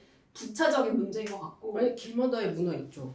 여기 대로, 소로, 보행로, 길마다의 문화. 그래서 이런 만약에 우리 여기 올 때 대로로 이렇게 걸어왔는데 어쨌든 초대받지 않은 기분이지 않아요? 그런데 걸 때는 차 위주의 대로인데 나 여기 있으면 차 지나가는 사람 덩그러니 남아있어. 차들은 쌩쌩 몇십 대가 달리면서 내가 보이겠지? 약간 이런 느낌이잖아요. 그러니까 그 길마다의 톤앤 매너는 있죠. 그 길마다의 그러니까 기능도 있고 기능도 네. 있고 그러니까 네. 대로는 대로의 기능이 있는 거고 그게 네. 그러니까 차가 더 중심이 되는 게 네, 길이 네, 있고 네. 보행자가 더 중심이 되는 길이 있고 그런 위계들이 있는데 네. 지금의 현재 자동차 운전자들은 사실은 뭐 어린이 보호구역 그런 거 아니면 그냥 막 가잖아요. 네, 그러니까 어떤 여기서의 바이브와 저기서의 바이브를 자기가 스스로 판단할 수 있어야 되는데 너무나도 여기서 하는 행위가 이면 도로에서도 그 이면 도로에서도 계속 반복되고 다른 사람들과 다른 사람들의 삶을 소중하게 바라보는 관점 마음이 저는 그러니까 부족한 것에서 저는 얼마 그 전에 원인이 있다고 생각하고 얼마 전에 제가 이제 있었던 제가 이제 납품을 해야 됐어요. 그래가지고 뭐라 해야 돼 재본을 해야 되는데 재본하러 왜냐면 언제까지 가기로 했으니까 근데 너무 상황이 급박해진 거예요. 그래서 운전해서 가는데 막 길이 공사를 중이었어. 그래가지고 찾을 데가 없는 거야. 그래서 같은 데를 몇 바퀴를 돌고 막 그렇게 다니다 보니까 너무 이제 스트레스를 받기 시작하는 거죠. 그러면서 근데 갑자기 이제 어떤 생각이 들었냐면 만약에 이런 걸 전산상으로만 보내고 끝내는 거라면은 그런 거를 제작하러 이렇게 제가 갈 필요는 없으니까 조금 더 그런 것들은 노트를 좀 줄일 수 있지 않을까 그런 생각이 들었고 어쨌든 내 목적하는 바를 위해서 차를 이동하고 갈 때는 진짜 그런 생각은 하나도 안 드는 거예요. 어떤 아까 얘기 마음에 대한 거 오늘 우리가 이거를 같이 공유를 하면서는 그렇지. 그런 생각을 새롭게 개입할 수 있지만 그전에는 그런 생각을 할 수 없었고 그리고 저는 이 책에서 마음에 대한 얘기를 하는 부분에서 되게 좋았던 건 이 사람은 굉장히 그런 부분에서 설명하면서 데이터를 가지고 과학적으로 연결하고 싶었을 것 같아요. 그래서 그거에 대한 게 뭐 여기서 이 책을 안 읽어봐서 어떻게 연결되는지 모르겠지만 그건 사실 되게 어려운 일이긴 하잖아요. 근데 어땠어요? 이 책을 읽었을 때 뭔가 질문이 되어버렸다. 이 책을 읽었을 때 이 데이터가 뭔가 이 사람이 얘기하고자 하는 그 아까 얘기했던 뭐 개개인의 마음을 통해서 앞으로 이렇게 환경이나 이런 데까지 같이 연결해서 뭔가 좀 나아졌으면 하는 그런 쪽으로 작용할 수 있게 뭔가 연결이 된다거나 막 그런 게 느껴졌나요? 그러니까 이 책 예전에 읽었을 때 제가 흥미로웠던 몇 가지 지점을 제가 인터뷰할 때 질문했는데 그게 지금 안 떠가지고 저도 기억이 잘 안 나는데 자료도 뭐 지수 이런 것도 본인이 막 다 네, 만들고 만든 하셨잖아요. 거예요. 그렇기도 하고 이중교통 환경 같은 말 있잖아요. 그게 뭐냐면 밀도가 낮아질수록 대중교통이 이제 불편해지는데 이 사람들은 내는 세금은 똑같잖아요. 그러니까 인프라가 열악해지는데 이거 확충하기 위해서 세금을 더 거두려고 해도 이 사람들은 자기들 동네에는 어차피 필요가 없는 거예요. 자기들은 다 마이카를 타고 다니니까. 이 차가 없으면 밤늦게 귀가도 불가하고 이른 새벽에 출근도 불가하고 활동 자체가 병원도 갈 수 없고 뭔가 예를 들자면 그런 상황인데 이런 사람들한테 대중교통 확보해야 되니까 돈 더 내. 대중교통망을 더 좋게 해야 되니까 우리는 필요 없는데. 그런데 그런 지역이 사실은 도서상간으로 가면 갈수록 대중교통이 더 잘 들어가 줘야 되는 곳이고 돈이 더 많이 투입돼야 되는 곳인데, 그런 지역이 세금을 걷기 위해서 이 사람들한테 이렇게 이야기하면 우리는 다 차 있으니까 도로나 확충해주면 모를까? 굳이 그런 교통망을 깔아줄 필요가 없다. 약간 이런 그 태도가 나온다는 거죠. 그러니까 그래서 이중교통 환경에 대한 문제를 어떻게 해야 되냐고 했던 그 질문했던 그 기억이 나요.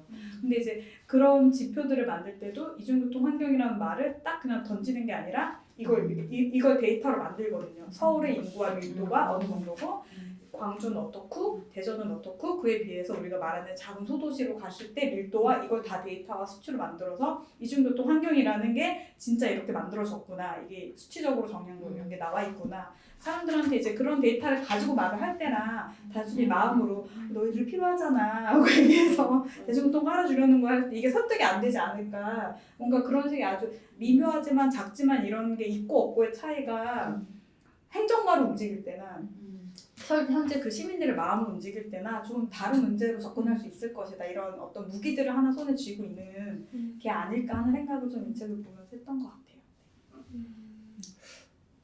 저도 마음에 대해서 아까 생각할 때 저는 이제 대중교통 항상 타고 그렇게 그냥 살아가고 있고, 기후위기 운동 가서도 그런 데 가면 뭐 케이블카 만들려는 사람들이 그냥 악이잖아요. 기후위기 운동? 기후정의 운동에 그냥 기후정의 참여를 했는데 다니고 계세요? 세종에서 했고, 아. 다니는 거 아니고 그때도 한시 퇴근해서 어떻게 하는지 보러 갔는데 한시 퇴근하고 되게 한시 퇴근 진짜 유익하다. 여행하는 것 같아요. 어쨌든 근데 그런 게 악인데, 사실은 제가 이제 그런 근교 카페, 큰 카페에는 차 타고 와야 되니까 안 가기도 하고, 그런 게 생기는 게 뭔가 저도 이 저자 시선처럼 그런 차를 타고만 가야 되는 그런 곳이다, 좀 낭비다, 환경 낭비다 이런 식으로 생각했는데, 아버지가 이제 제 생일이라고 나름대로 좋은 카페를 데려간다고 차를 타고 가는 거예요. 근데 그 마음은 또 그것도 마음이잖아요, 사실은. 사실 케이블카를 타고 돈을 내고 그 경치를 보여주려는 마음이 뭔가 이렇게 그냥 누가 보면은 야, 악이다, 이거는 환경 파괴 주범들이다라고 하지만 이것도 마음이잖아요. 그러니까 이 마음에 대치해서 누구는 저는 이제 이런 논리로 설득하면 마음이 따라오죠. 그래서 막 저는 뭐 채식도 그런 마음으로 하고 막 하는데, 그 다른 마음도 있잖아요. 고기를 사주고 싶은 마음, 이런 식의 마음은 그래도 또 마음이 어렵다니까요. 어떻게 같이 그러니까 아예 그게 접근이 공존해야 달라요. 되잖아요. 네. 한 사람 안에서 두 나빠서는 안 명을 되고. 찾아야 되고. 네. 막 어떤 곳에 가면은 와, 어떻게 고기를 먹을 수 있어, 이런 식으로 되지만, 또 어떤 곳에 가면 또 채식하면서 어떻게 살아, 아니면 너 그렇게 하다가 사회생활 못해, 이런 식의 말을 같이 들을 수 있는 지금 사회에서 마음을 어떻게 설득하고, 또 사실 이 저자가 말하는 게 중산층이 좀 움직여줘야 된다, 이런 얘기들을 하는데, 너무나 중산층의 이 생각은 효율과 이런 걸로 움직이고 있고, 아무리 제가 막 뭔가 장애를 배우면서 느려도 되고 그것도 정상이고 이런 걸 배우지만, 제가 제 업무차 회의에 가서 조금만 버벅대면 다들 저를 눈치 주고, 이런 상황에서 어떻게 뭔가 어떨 때 인정받고 어떨 때 또 누구를 이해해줘야 되고, 이 마음이 어떻게 움직여야 되는지를 저는 되게 막막하더라고요, 얘기를 들으면서. 사회 시스템에서 그런 마음을 갖고 사는 건 너무 어렵다. 네. 소시오패스가 정신병이 걸린 것 같아요. 역시 생각 없이 사는 게 짱이구나. 진짜 감이 나. 아니, 뭔가 온오프 상태인 것 같아요. 출근했을 때는 뭔가 그런 속도, 효율, 그런 거 뭐 이런 거 생각 안 하고, 퇴근해서는 막 그냥 얼굴 보고 이렇게 사람들이랑 뭐 사는 게 좋으니까 장 보러 다니고, 근데 여기서는 장 보러 물리적으로 움직인다고 하면은 왜 그렇게 은유 씨는 바보같이 이렇게 이런 거 온라인으로 하세요. 근데 저는 이제 쿠팡이 싫으니까 막 이런 식의 생각들이 다 있는 거예요. 그러면 이제 뭐 어떻게 살아야 하나. 저도 운전하고 다닌 지 4년 반 됐거든요. 근데 그게 이제 저는 제주도에 살 때도 대중교통으로만 다녔었어요. 근데 그러다가 이제 운전을 시작하게 된 거는 가족이 아프면서, 네. 이 이동 장치가 필요할 수밖에. 대중교통에서 타면 에어컨 바람이 나오고, 이 에어컨 바람 때문에 폐렴이 걸릴 수 있고, 이런 것들까지 세세하게 개개인적 상황이 배려가 안 되잖아요, 사실 대중교통에서는. 그런 것들을 겪으면서 이제 운전을 하게 되고, 그러면서 더 약간 이전에는 수동적 공격 이라고 저는 그냥 제 스스로 정의했거든요. 나는 이렇게 사는데 왜 다른 사람은 저렇게 살지 않지? 이렇게 살지 않지? 라고 바라보는 게 좀 컸던 것 같아요. 근데 그런 것들이 수동적 공격이었구나. 나는 그래서 이제 이전의 삶의 방식과 새롭게 내가 익혀야 되는 필요한 삶의 방식을 내가 어떻게 접점을 찾아야 되는가. 그랬을 때 이런 것도 이해가 되고 저런 것도 이해가 되고 어떤 사람 그래서 이전에 이 눈으로 보면 지금 현재 나는 굉장히 에너지 소비적이고 탄소 배출범인데 또 그건 저 나름만의 이유가 있고 그리고 내가 차를 움직이는 어떤 나만의 어떤 기준 같은 것들이 있고 그것에 대한 경계를 계속 하고 있고 제 안에는 그런 것들이 공존하고 있고 거기서 내 마음의 평화나 어떤 안정을 어떻게 찾는가는 이제 제 삶의 기술인 거잖아요. 그래서 그냥 저는 그렇게 살거든요. 그랬을 때 다른 사람을 보면 이전에는 왜 저렇게 안 하지? 왜 이렇게 하지? 이렇게 약간 판단하는 판단자의 입장이나 공격적인 입장으로 봤다고 하면 그 개개인들도 다 각자 사정이 있을 거고 이걸 좀 약간 포용하고 아우르는 방식으로 보게 되는 거예요. 그랬을 때 이제 거기서도 기준에서 벗어나는 사람도 있고 막 이거 좀 과하다 하는 것들도 분명히 있고 그런 판단력도 같이 갖고 있어야 된다고 생각하지만 어쨌든 그 개개인들은 또 내가 모르는 것들을 갖고 있을 테니까 그래서 다른 사람을 그렇게까지 신경 안 쓰게 되는 것 같기는 해요. 네. 근데 그게 만약에 제가 그냥 아무 생각이 없는 것에서 시작해서 이렇게 했다고 하면 좀 다르게 볼 수 있을 텐데 이제 그런 부침들을 개인적인 부침들을 막 겪고 이렇게 보니까 이걸 편하게 받아들일 수 있었을 것 같아요. 근데 만약에 그게 아니라고 한다면 이게 내가 공동체랑 연결되어 있고 상대방의 삶은 타인은 또 다른 나 자신이다. 그러니까 내 자신이 소중하고 타인도 그만큼 소중하고 서로의 자유는 내가 자유로운 만큼 저 사람이 자유롭고 저 사람의 자유가 내 자유가 된다. 이렇게 생각하는 그런 거 안에서 내가 마음의 평화를 얻었기 때문에 이게 저는 스스로 납득할 수 있는 거지.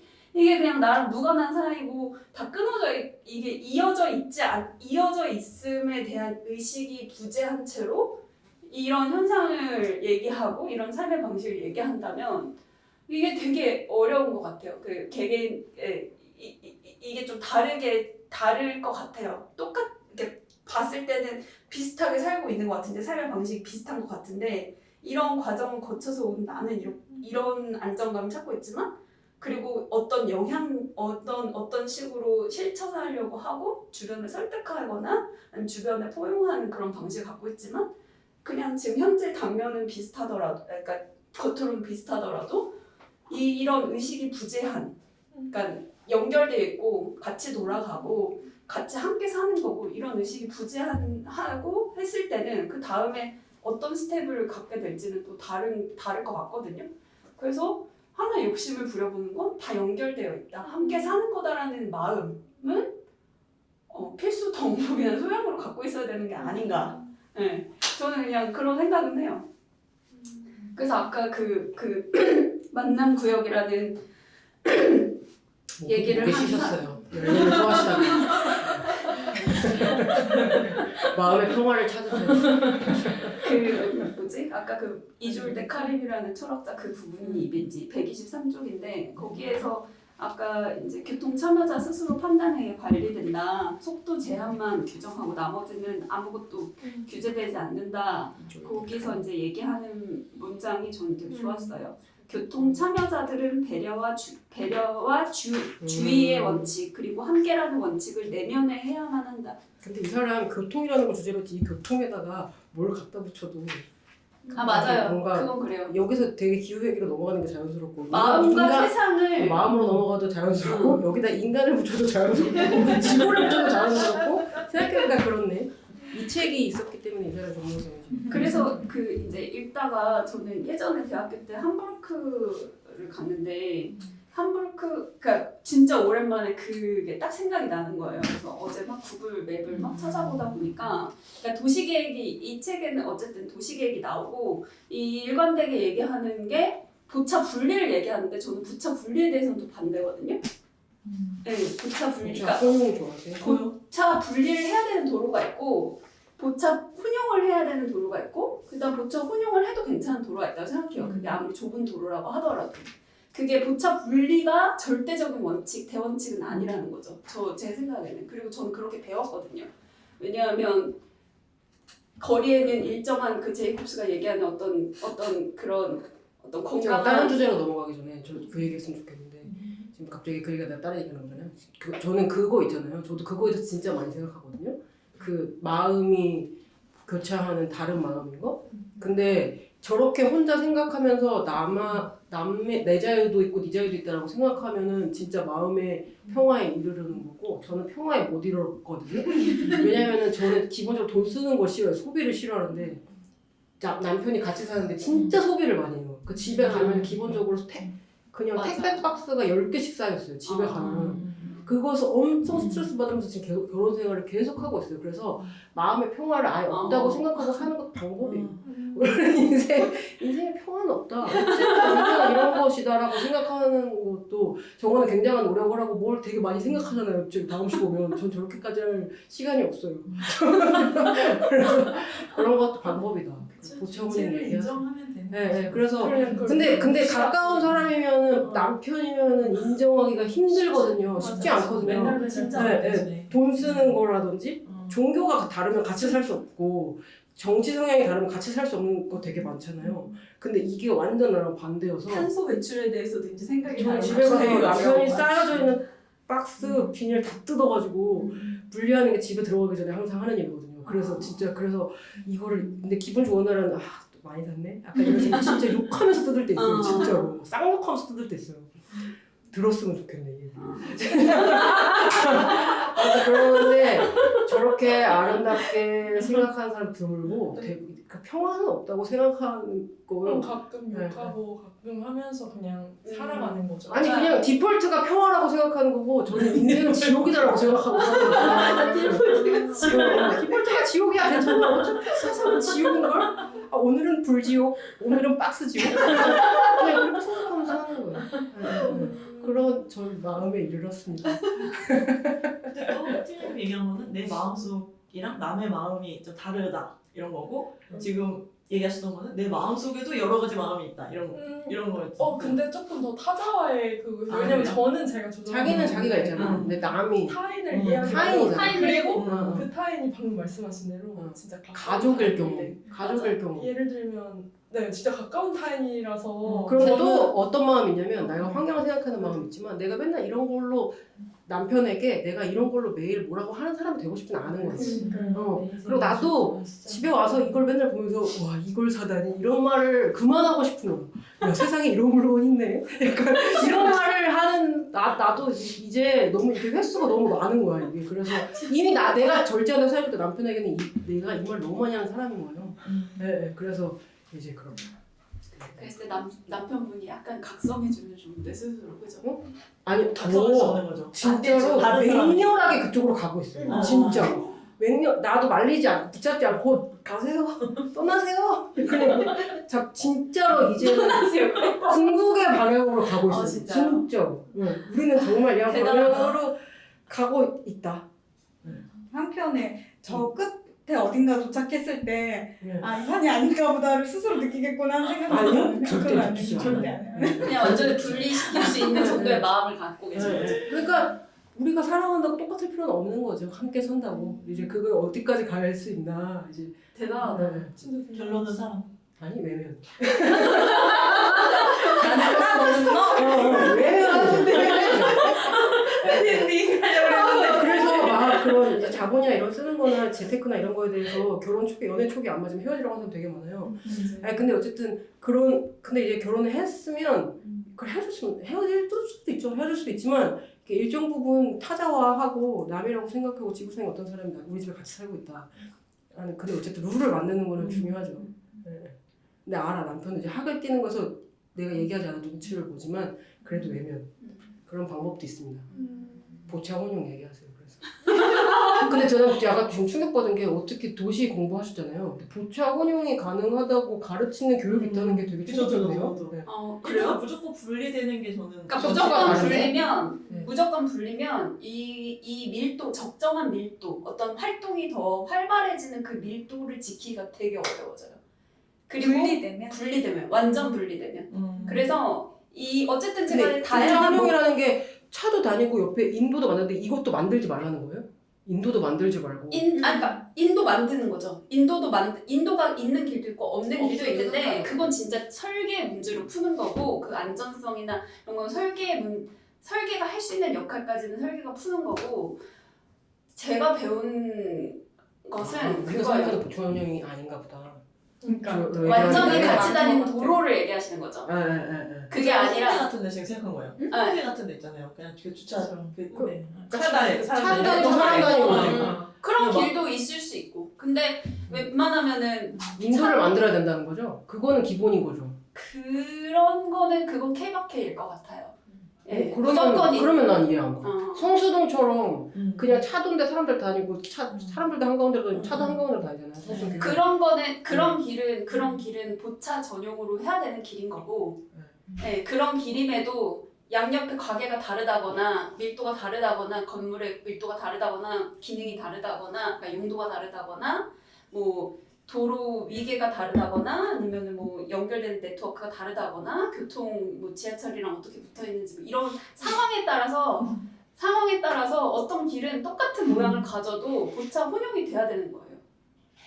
성수동 같은 길은 보차 거기에 나는 아무리 주변 조건이 바뀌어도 내가 한때의 신분은 보행자였지만 운전대를 잡는 순간 걸어다니는 사람은 다 제거하고 싶은 폭력적인 상황으로 변한다고 생각하거든요. 저는 운전자가. 그러니까 거기서 네. 그 마음을 이제 발휘를 해야 되는 거예요. 그러니까 배려와 근데 모두가 주의에 마음으로 컨트롤이 안 되니까 물리적으로 보차를 분리해야 되는 게 그랬을 무조건이라고 때 생각해. 어떤 안전을 길은 위해서. 공동화된다는 거예요.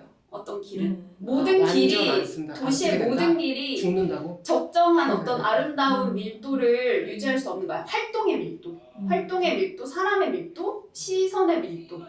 그랬을 때 적정한 사람이 여기에 이제 숫자가 다녀야 되는 건데 이 길을 어쨌든지 간에 계속 이용하고 있어야 되는 건데 그 이용을 보행자로만 차량으로만 서로 분리시켜 놓으면 그 적정한 활동의 밀도, 이용의 밀도를 채우기가 어렵다는 거죠. 그래서 완전히 양극화되는 거고 이게 적정하게 섞이는 방식으로 돼야지 섞이고 서로를 경계하고 동시에 포용할 수 있는 방식으로 그 길에 리듬이 형성이 돼야지 이제 길마다 어떤 적정한 활동과 이용의 밀도를 채우는 게 훨씬 더 진짜 편해지는 거고 진짜 거기서 처음 다양성이 더 증진되는. 네. 그래서 여기서 그렇게 얘기해서 저는 자전거 아니고 마차 아니고 진짜 차랑 사람이 그래서 주차를 뭐 그러네요. 30도 각도로 할 건지 45도 각도로 할 건지 평행 주차를 하게 만들 건지 이런 것도 다 설계하는 거예요. 네. 어떤 게? 저희가 아는 보차 분리나 뭐 이런 게 그렇죠. 저는 네, 보차 분리가 네. 당연히 돼야 되고 이건 그게 사람마다 다를 수 네. 있어요. 근데 저는 이제 우선이라고 차라는 건 네. 살색 그러니까 차랑 완전히 이게 사람이랑 서로 대치하는 것처럼 주차장 보이는데 같은데 우리가 보행 도로를 만드는 거야. 진짜 어쩔 수 없이 거기를 걸어야 되니까 만드는 거고 진짜 어쩔 수 없이 주차장 안에 사람이 들어간 개념이 되니까 차가 위주인데 근데 저는 그거는 진짜 길마다 그러네. 다르다. 그래서 네. 인면도로는 사실 저 개념을 훨씬 더 많이 쓰고 그렇죠. 있잖아요. 그래야 적당히 네, 네, 네. 활력이 활력이 있고 생기니까. 네. 홍대 근데 길에서 그것도 나는 운전하면은 개선해야 되는 개선해야 되는 개선해야 상황이라고 된다고 나는 생각을 아, 하는데 그래요? 아 저는 제가 홍대길 네. 운전을 맨날 하잖아요. 네, 그러면은 이제 저는 어떤 개념이면 그런 사건 있잖아요. 차가 지나가는데 옆에서 보행자가 튜닝 튀어나온 아니 이렇게 갑자기 안 비켜? 싹 부딪히면서 아, 자기 진짜요? 사고 났다고 운전하는 그런 한문철에 그런 게 나온 적이 있었는데 그걸 보고서 깡패가 있네요. 홍대길은 또 그렇잖아요. 그러니까 저는 사람이 지나가면 딱 일단 멈추고 아주 천천히 움직여가지고 가요. 안 그러면 진짜 그냥 어떻게 하다 툭 튀어나오게 되면은 사고 나는 경우도 옆에서 많이 봤고 그래가지고 그냥 그렇게 겪다 근데 그거는 보면 사실 그렇게 이동하는 되더라고요. 차보다 정차돼 있는 차들 때문에 영향을 더 많이 받지 않나요?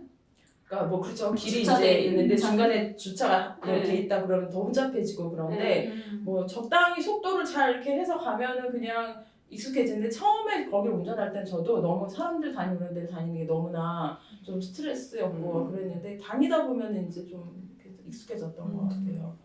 그래서 보차 분리는 완전 보차 분리를 궁극적인 목표로 도시 계획을 하는 것에 대해서는 저는 회의적이기도 하고 반대하기도 하고 그래서 이거는 사실 이동하는 차량으로 어쨌든 이동을 필수적으로 해야 되는 사람도 있고 아니면은 이제 이동하는 그렇게 느린 속도로 이동하는 것이 이 길에 활력을 더하는 요소가 될 수도 있는 건데 활력이 네, 그 길의 위험은 사실 이렇게 낮은 속도로 지나다니는 차와 보행자 이동하는 것과 이동하는 것 사이에서 발생되는 게 아니라 이동하는 것과 이동하는 것에 확보된 공간이 너무 협소해서 그런 거잖아요. 옆에 차도 다 주차돼 있고 불법 주차도 많고 그런 것을 어떻게 해결했느냐에 따라 달라지는 거지 이거를 분리한다고 해가지고 문제가 저는 해결되지도 않을 거라고 생각하고 도시의 활력에도 길마다 그런 활력이 완전히 몰빵되는 길이 있고 활력이 아예 떨어지는 길이 대부분일 거예요. 예, 그 도시 전체적으로 보면. 근데 그런 활력을 조금 더 중간값으로 모이게 하는 방법 하기에 너무 힘들 거다라고 저는 생각하는데 이 사람은 보차 분리를 계속 제가 본 것만 해도 2번인가를 계속 보차 분리를 분명하게 얘기하거든요. 그래서 그 점에 대해서는 저는 좀 반대하는 마음을 갖게 됐었어요. 그리고 아까 이제 독일 사례를 얘기한 건 함부르크 갑자기 딱 이게 생각이 나는 거예요. 저기 제가 이제 그때 제가 갔던 저는 이제 여행을 가면은 답상하는 것처럼 보통 가서 쭉 걸어가 다니거든요. 그랬을 때 이제 독일 공원들을 보고 너무 그때 대학교 때 너무 매력을 느꼈던 게 빠졌던 게 이게 답이다 막 이렇게 느꼈던 게 일단 되게 이렇게 길게 퍼져 있어서 그러니까 이게 되게 다른 게 프랑스 도시랑 되게 다른 거예요. 독일은 예를 들어 공원 블록이 이렇게 있다고 하면 집들에서 집이나 상점가나 이렇게 접근을 해서 이렇게 발생을 할 수 있도록 만드는 거예요. 근데 프랑스 같은 경우는 이게 방사형이고 수직적이잖아요. 거기는. 그래서 이렇게 통과해가지고 도시를 이렇게 뻗어나가게 만들더라고요. 이렇게가 아니라 이렇게 움직이도록 만드는 어쨌든 방향성이 좀 다른 게 있는데 어쨌든 집이 여기 양편에 있어도요? 양편에 있는데 집이 네, 양편에 많아요. 있는데 이렇게 움직이게 만드는 거죠. 이게 중심지가 여기 있으니까. 그래서 이런 어떤 되게 리듬이 되게 다르게 되게 매력적이다라는 어쨌든 생각했는데 독일 도시 이런 걸 봤는데 이게 어제 그래서 갑자기 생각나가지고 밤에 이 도시를 그 공원을 찾아보니까 함부르크를 찾아보니까 여기에 이제 플란텐 und 블루멘 이런 공원이 되게 있어요. 타당사 같다. 근데 이게 예전에 대학교 때는 이제 이거에 완전 빠져가지고 이런 걸로만 이 사회 분석을 했던 게 기억이 나는데 어제 이걸 봤더니 이제 드디어 그게 보이는 거예요. 여기 철도망이 이렇게 연결돼 있는 게. 철도망이 이렇게 연결돼 있고 여기에 알테슈타트가 있고 그러니까 구도심이 있고 여기 노예슈타트 그 신도시 만든 거 있잖아요. 뭐더라? 그 왜 무슨 오페라 하펜시티가 이렇게 아래 있고 여기 그래서 철도망이 이렇게 다니는데 이걸 다 연결 짓는 거예요. 근데 여기서부터 여기까지 거리가 2.5km가 채 안 되는 거예요. 그래서 이렇게 공원을 철도망과 구도심과 신도심을 연결하고 이게 도시가 이렇게 사람들이 보행을 통해서든 자전거를 통해서든 확장될 수 있도록 이거를 설계해 놓은 게 이 철도망까지 보니까 이 쾌적하게 이렇게 딱 연결시켜 놓은 걸 보니까 너무 이 책이랑 연결되는 사례로 보여서 철도망이 대학교 때는 안 보였거든요. 미국의 공원이랑은 다르네요. 제인 제이콥스가 공원은 뭐죠? 범죄가 맨날 일어나고 그죠? 그런 네. 그래서 그런데 제이제콥스 그리고 철도가 도시 단절시킨다고. 그러니까 근데 그건 진짜 수법의 문제인 거예요. 수법의 문제. 이게 이렇게 돼 있거든요. 여기 철도 보이시죠? 네. 이렇게 철도가 있고 여기에 되게 큰 호수가 있거든요. 그래서 제가 그때 갔을 때 남자들이 나시만 입고 맥주병을 이렇게 손으로 들고 가면서 마라톤을 하는 거예요. 마라톤 되는데 그 한 바퀴 돌 때까지 맥주 한 박스를 다 마시고 돌아야 돼. 그래서 막 토하고 달리고 그런 야간조행을 하는 이런 어쨌든 이게 되게 굉장히 크고 여기가 완전히 도심이고 여기가 철도가 이렇게 다니고 여기가 알테슈타트 여기 성 미카엘 교회 있는데 여기가 하펜시티 그래서 이렇게 이게 외곽이랑도 연결되고 철도에서 도심으로 진입하는 것도 연결하고 철도에서 여기 그 호수를 연결하기도 하고 그래서 이게 너무 새롭게 보였어요. 이 집이 지금 네 이게 다 블락이에요. 이게 집이나 상점가들. 그래서 이게 진짜 설계의 문제. 일단 사람들은 여기서도 차와 사람의 보행자와 차량이 대치하는 방식의 문제는 똑같이 발생을 할 텐데 그것의 비율이나 비율을 따져보면은 우리랑 좀 다르지 않을까? 그리고 차량에 대한 의존성 같은 것들을 따져보면 그래서 여기서 도시계획을 다루는데 이런 것들 도시계획적인 사례들을 이 사람이 더 들여다보면 또 더 재밌는 분석이나 그것이 또 마음이랑 어떻게 연결되는지 이 사람이 대신 써주면 너무 재밌겠다 이런 생각을 하게 되더라고요. 제가 그래서 인터뷰를 할 때도 그래서 연남동 그 길이 그렇게 만들어져서 사람들은 참 좋아하는데 기본적으로 지상철이 다니는 철도가 도시를 이분한다는 그런 상황이 있지 않냐. 그래서 건축이나 도시학자들은 사실 도시를 너무 분리시키니까 그거에 대해서 부정적으로 보고 지화하려는 노력도 하고 그런데 어떻게 생각하냐면 그분의 관점에서는 철도가 있는 게 좋은 거지 그게 철도가 도시를 단절하는 게 아니라 그 철도가 도시와 만나는 접점을 어떻게 계획하느냐의 문제지 철도가 맞아요. 있어서가 문제가 아니라고 맞아요. 얘기하는 거예요. 철도는 있어요. 분명히 있어야 도로도 되는 거고. 콜라지 철도. 그래서 이제 한편으로 생각해 보면 이제 철도 주변의 풍경을 사실 이렇게 디자인적으로 해결하는 게 어쩌면 우리의 역할이잖아요. 건축이나 도시를 하는 사람들의 역할인 거고, 그러니까 선을 하나 긋는 게 아니라 이 선이 도시를 어떻게 만나게 할 거냐. 그러니까 이 동네에서 저 동네를 건너갈 때는 어떻게 하고 꼭 육교만이 답이 아닐 수 있으니까, 그러니까 그런 부분들을 저는 되게 어떤 대답이나 뭔가 딱 얘기해 줄자고 질문을 던졌는데 그건 문제 없어요. 그걸 해야 될 사람들의 역할을 잘하면 되는 거지 철도에 문제가 없어요라고 이렇게 얘기했던 그게 되게 강렬한 기억이 남아있는 네, 것 같아요. 철도에 흠집 내지 마.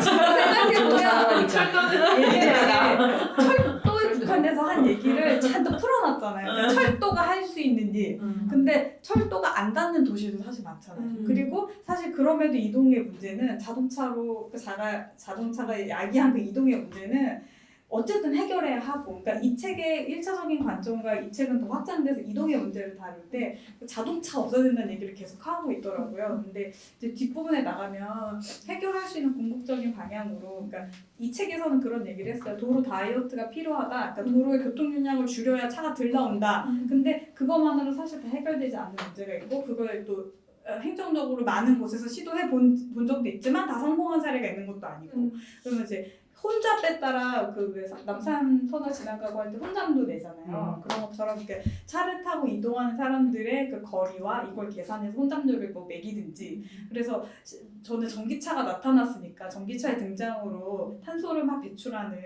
동력에 따른 자동차가 없어지니까, 근데 이제 그걸 또 시점을 계산해 보더니 그렇게 하기까지 50년인가 30년의 텀이 걸린다고 하잖아요, 이 책에서. 그러니까 이거 다 바꾸는 데까지, 인프라가 다 바뀌는 데까지 시간이 걸리고 이미 그 사이에는 탄소가 다 늘어나 있을 거야. 그러니까 이 부채를 우리는 어떻게든 해결할 수 없을 거야. 그러니까 그 전에 우리가 해야 할 일은 통행료처럼 이동 동선을 고려해서 그 길이를 측정을 하고 그거에 따라 돈을 매겨야 돼. 세금을 걷어야 돼. 그래야 사람들이 그걸 할 수 있다라고 하는데 막상 나한테 세금을 낸다고 라고 그거 알지만 우리 저기 개발 사업할 때 교통 개발 유단 그거 있잖아. 부담 그 말이 안 나.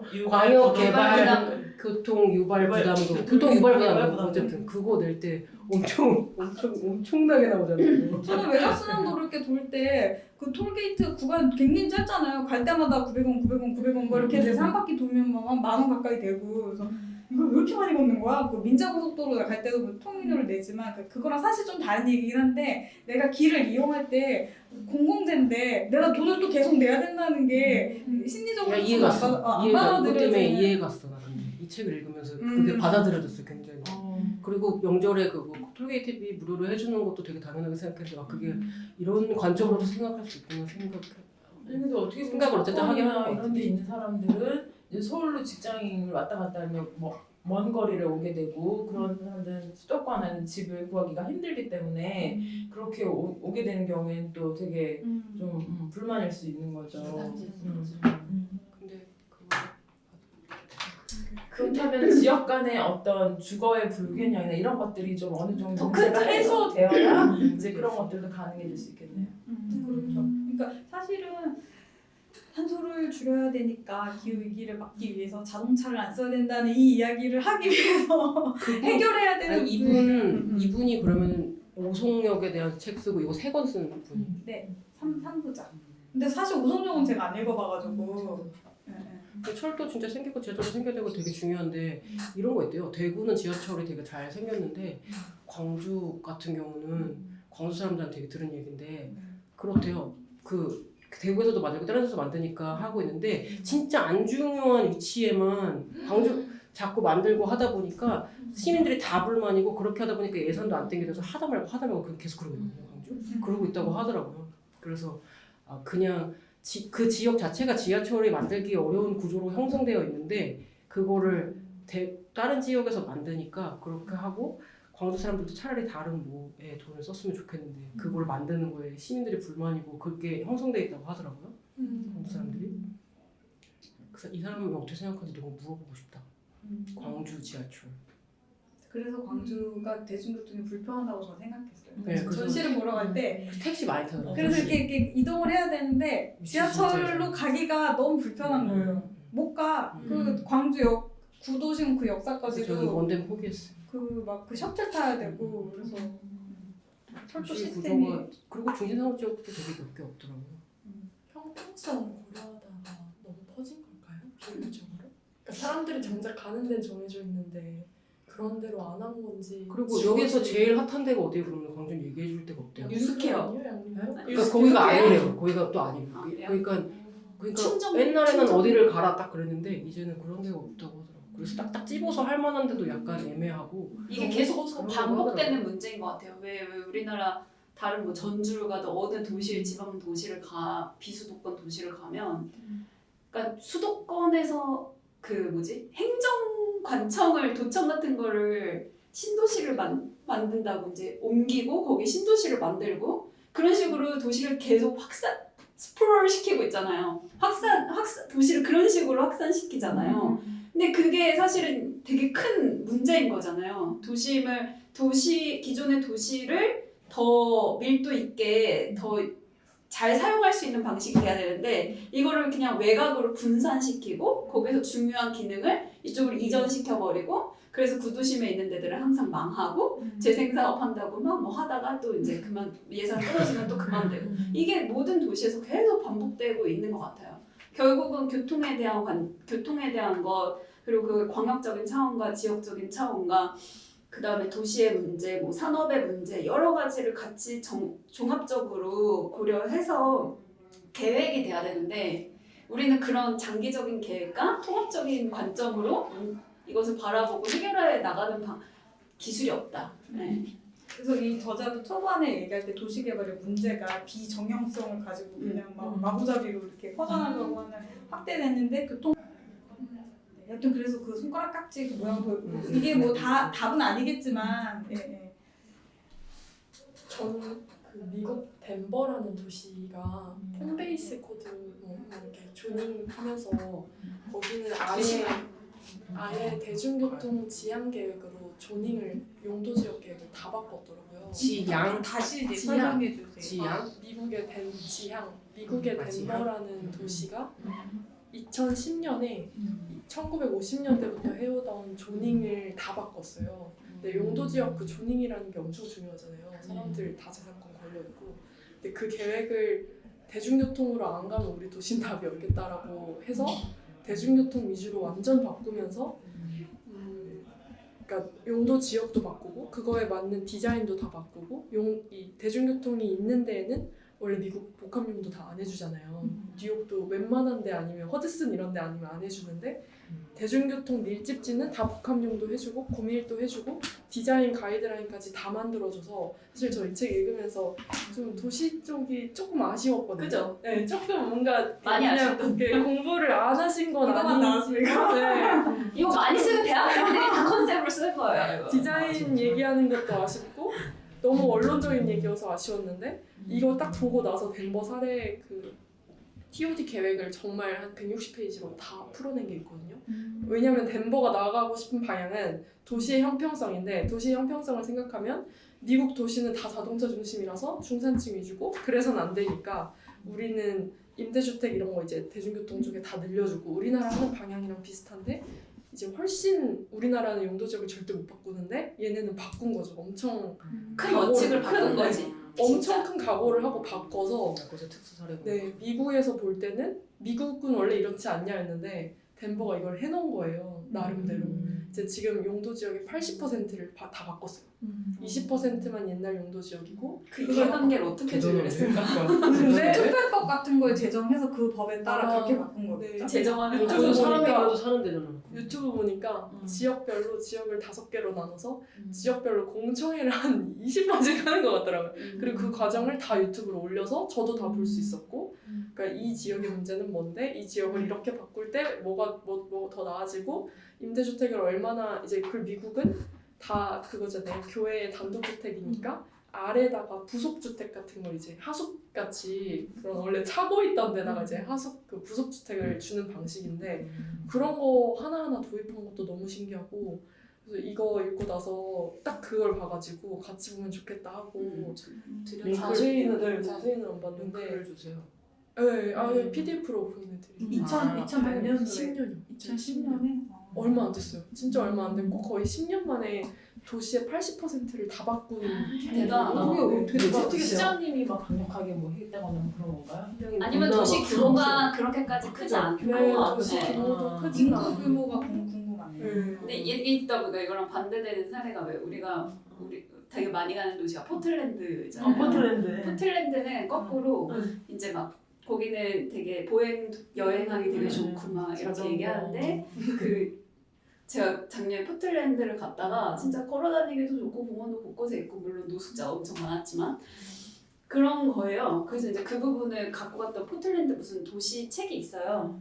그래서 예전에 한번 읽었는데 그걸 다시 갖고 와서 그 부분을 찾아보니까 어떻게 이렇게 될 수 있었지? 그러니까 블럭이 되게 작은 거예요. 슈퍼 블럭이 없는 블럭이 되게 작은데 그게 이제 포틀랜드 아무것도 없는 늪지대에서 시작했고 거기에 들어와서 부동산을 많이 보유했던 뭐 3명이 있는데 그들이 이제 하면서 세금을 매기는 방식이 이게 코너가 많아야지 건물 코너가 많아야지 세금을 덜 냈나? 깎아도 네, 뭐 그런 식으로 인센티브를 준 거예요. 그런 코너가 많으면 상업시설이 잘 나오고 네. 코너를 많이 만들려고 한 게 아니고 네. 그게 아니고 세금을 세금을 덜 내려고인가? 뭐 세를 더 받으려고인가? 그렇게 하면은 이게 코너가 많이 이 얘기 뭐 어디서 들은 거 같아. 코너를 많이 만들어야지, 그러니까 잘게 블럭을 쪼개야지만 코너가 많이 만들어지고 그래야지만 부동산 그 경제 수익성이 제일 코너 상가가 많이 극대화되는 나와요. 거예요. 코너 상가. 그래서 그 코너가 많아지는 것을 도시 초반부터 그렇게 시작을 해서 지금 현재 그 유산을 가지고 도시가 그렇게 됐더라고요. 근데 물론 그 과정에서 코너를 어떻게 관리하느냐의 대응 방식이 이제 코너에 있는 상업이나 그 건물에는 그 코너변에만 그 코너변의 어떤 환경을 개선하고 뭐 간판을 어떻게 달고 그런 거를 사적인 영역으로만 두지 않고 이제 가이드라인도 있지만 세금 혜택도 주거나 아니면은 지원금도 주는 거예요. 그래서 그 코너가 더 아름다울 수 있도록 더 잘 깨끗하게 관리될 수 있도록 그런 식으로 그 코너 그들에게 남아있는 어떤 이전에는 부동산 이해관계의 어떤 끝판왕으로 만들어진 어떤 조건이 물리적인 하드웨어적 조건이 이제 그런 행정의 관리와 지원이랑 같이 콜라보레이트해서 지금 현재 포틀랜드가 만들어진 거라고 하더라고요. 근데 저는 이제 마지막에 이게 6장인가에서 보면은 그러니까 이 사람은 너무 무결함을 추구하나? 그러니까 어떤 이상형? 이데아? 같은 게 되게 강력하게 비행기도 안 타다가 어쩔 수 없이 탔다고 막 그러고. 그래서 어쨌든지 간에 그냥 살아있는 것 자체가 해가 되는 건데 그래서 무결함이라는 건 사실 존재할 수 없는 건데 이 사람이 꿈꾸는 어떤 방향적인 거에는 동의를 하나 방향성에는 동의를 하나 이 사람은 정말 그 무결한 길을 실현하고 싶은 욕구가 굉장히 강한 것 같다 이런 느낌이 절대 갈 수 들었어요. 없잖아요. 나비족 같이 살지 않는 이상. 그러니까요.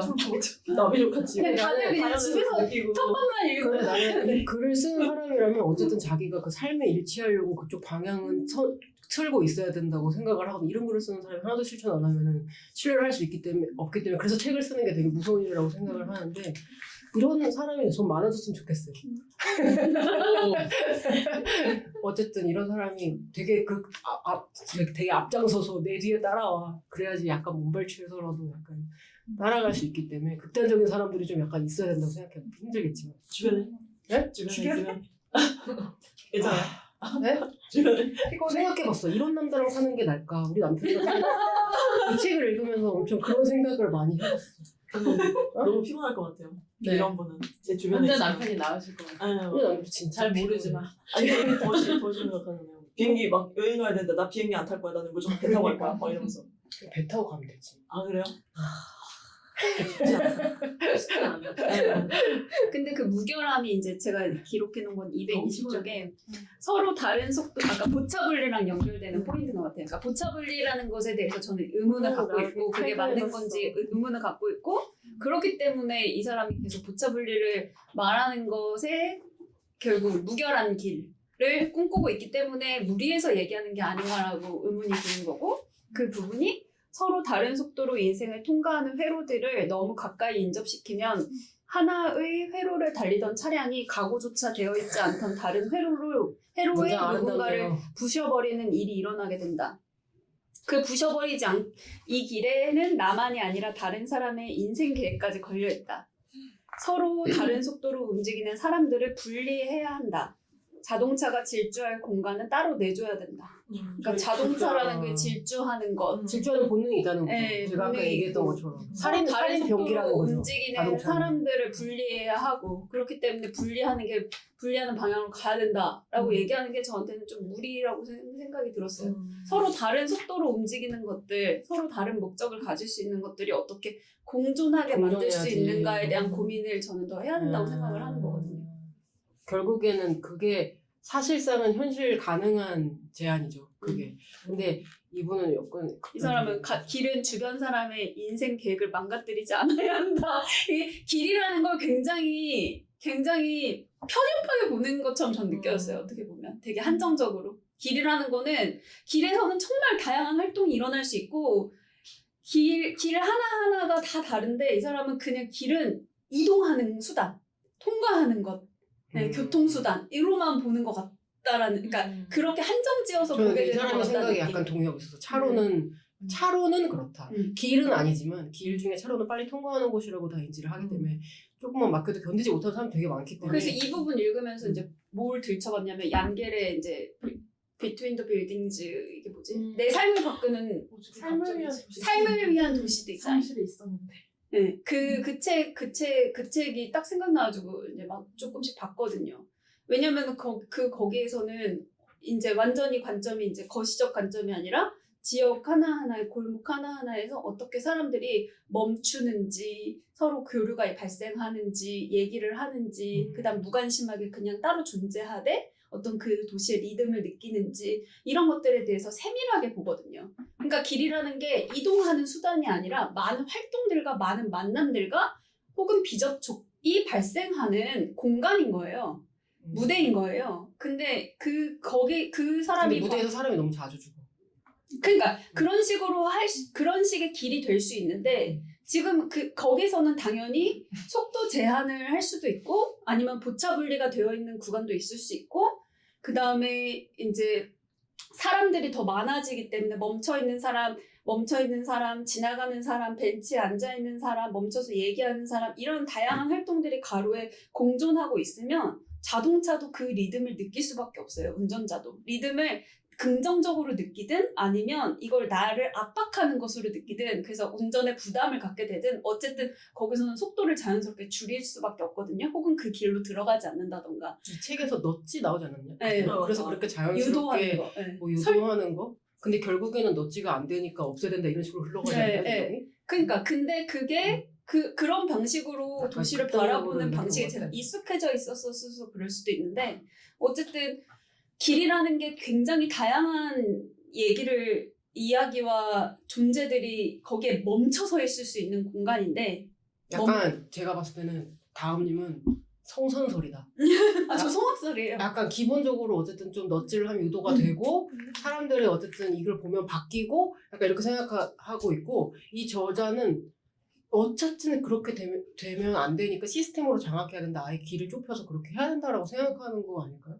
그건 너무 약간 극단적인데. 그 원칙이 있어야 된다 생각하는데 사실 유럽이 그게 가능한 건 기본적으로 보행자가 우선이고 사고가 나면 100% 무조건 차가 책임을 지잖아요. 그게 아무리 빨간불에 건너도. 네. 근데 이제 우리나라는 사실 이 원칙이 이렇게 적용되고 있지 않고 차 중심으로 오히려 원칙들이 되어 있기 때문에 적용하기 되게 어려운 지점들이. 근데 그런 원칙을 사실 진짜 이게 도시를 그럼 아무리 바꿔도 여기서도 나오지만 교통 효율성이 더 떨어지는 방식으로 우리는 도로에 투자하고 있는 거다 이런 구절이 있는 부분이 있어요. 우리가 지금까지 도로에 쓴 돈이 얼만데 교통 효율은 더 낮아지고 있지 않느냐. 그러면 교통 효율을 낮추는데 우리는 예산을 쓰고 있는 거다라는 얘기가 나오거든요.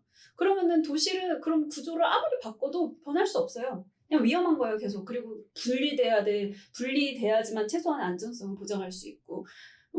그랬을 때 그런 방식으로 우리는 계속 갈 수밖에 없는데 그럼 여기서 해법으로 우리가 시도해볼 수 있는 거는 사실은 유럽식이다, 뭐 미국식이다 이렇게 붙이기는 좀 어렵고 어쨌든 자동차랑 보행자랑 어떻게 서로 공존할 수 있는지 분리하는 것이 답이 아닌 그런 어떤 제3의 방법을 저는 모색을 해야지 이게 해법이 발생할 수 있다고 생각이 들어요. 그래서 어쨌든 그걸 하려면 기본적으로 그 도로교통법의 제한 맞아요. 딱한 줄. 그러니까 어쨌든 보행자가 우선이다. 요게 먼저 되지 않으면 그러니까요. 우리나라는 어렵다. 거기서 이 지금 계속 되고 있는데. 그리고 그게 우리나라에서 어떻게 보면 자기 가치감을 갖기 어렵기 때문에 그게 설득이 안 되기 때문에 아직도 추가가 안 된 건데 만약에 이런 뭐 타인을 생각하고 공동체가 있고 서로 연결되어 있고 이런 의식적인 면으로는 이제 그런 것들이 더 보편화가 되고 사람들한테 설득을 얻고 그다음에 뭐 기후 위기의 측면에서는 이렇고 그다음에 삶의 방식에 대해서는 어떻고 막 멀리 지금은 막 교회로 주말만 되면 교회로 나가서 막 카페를 다니고 막 이러는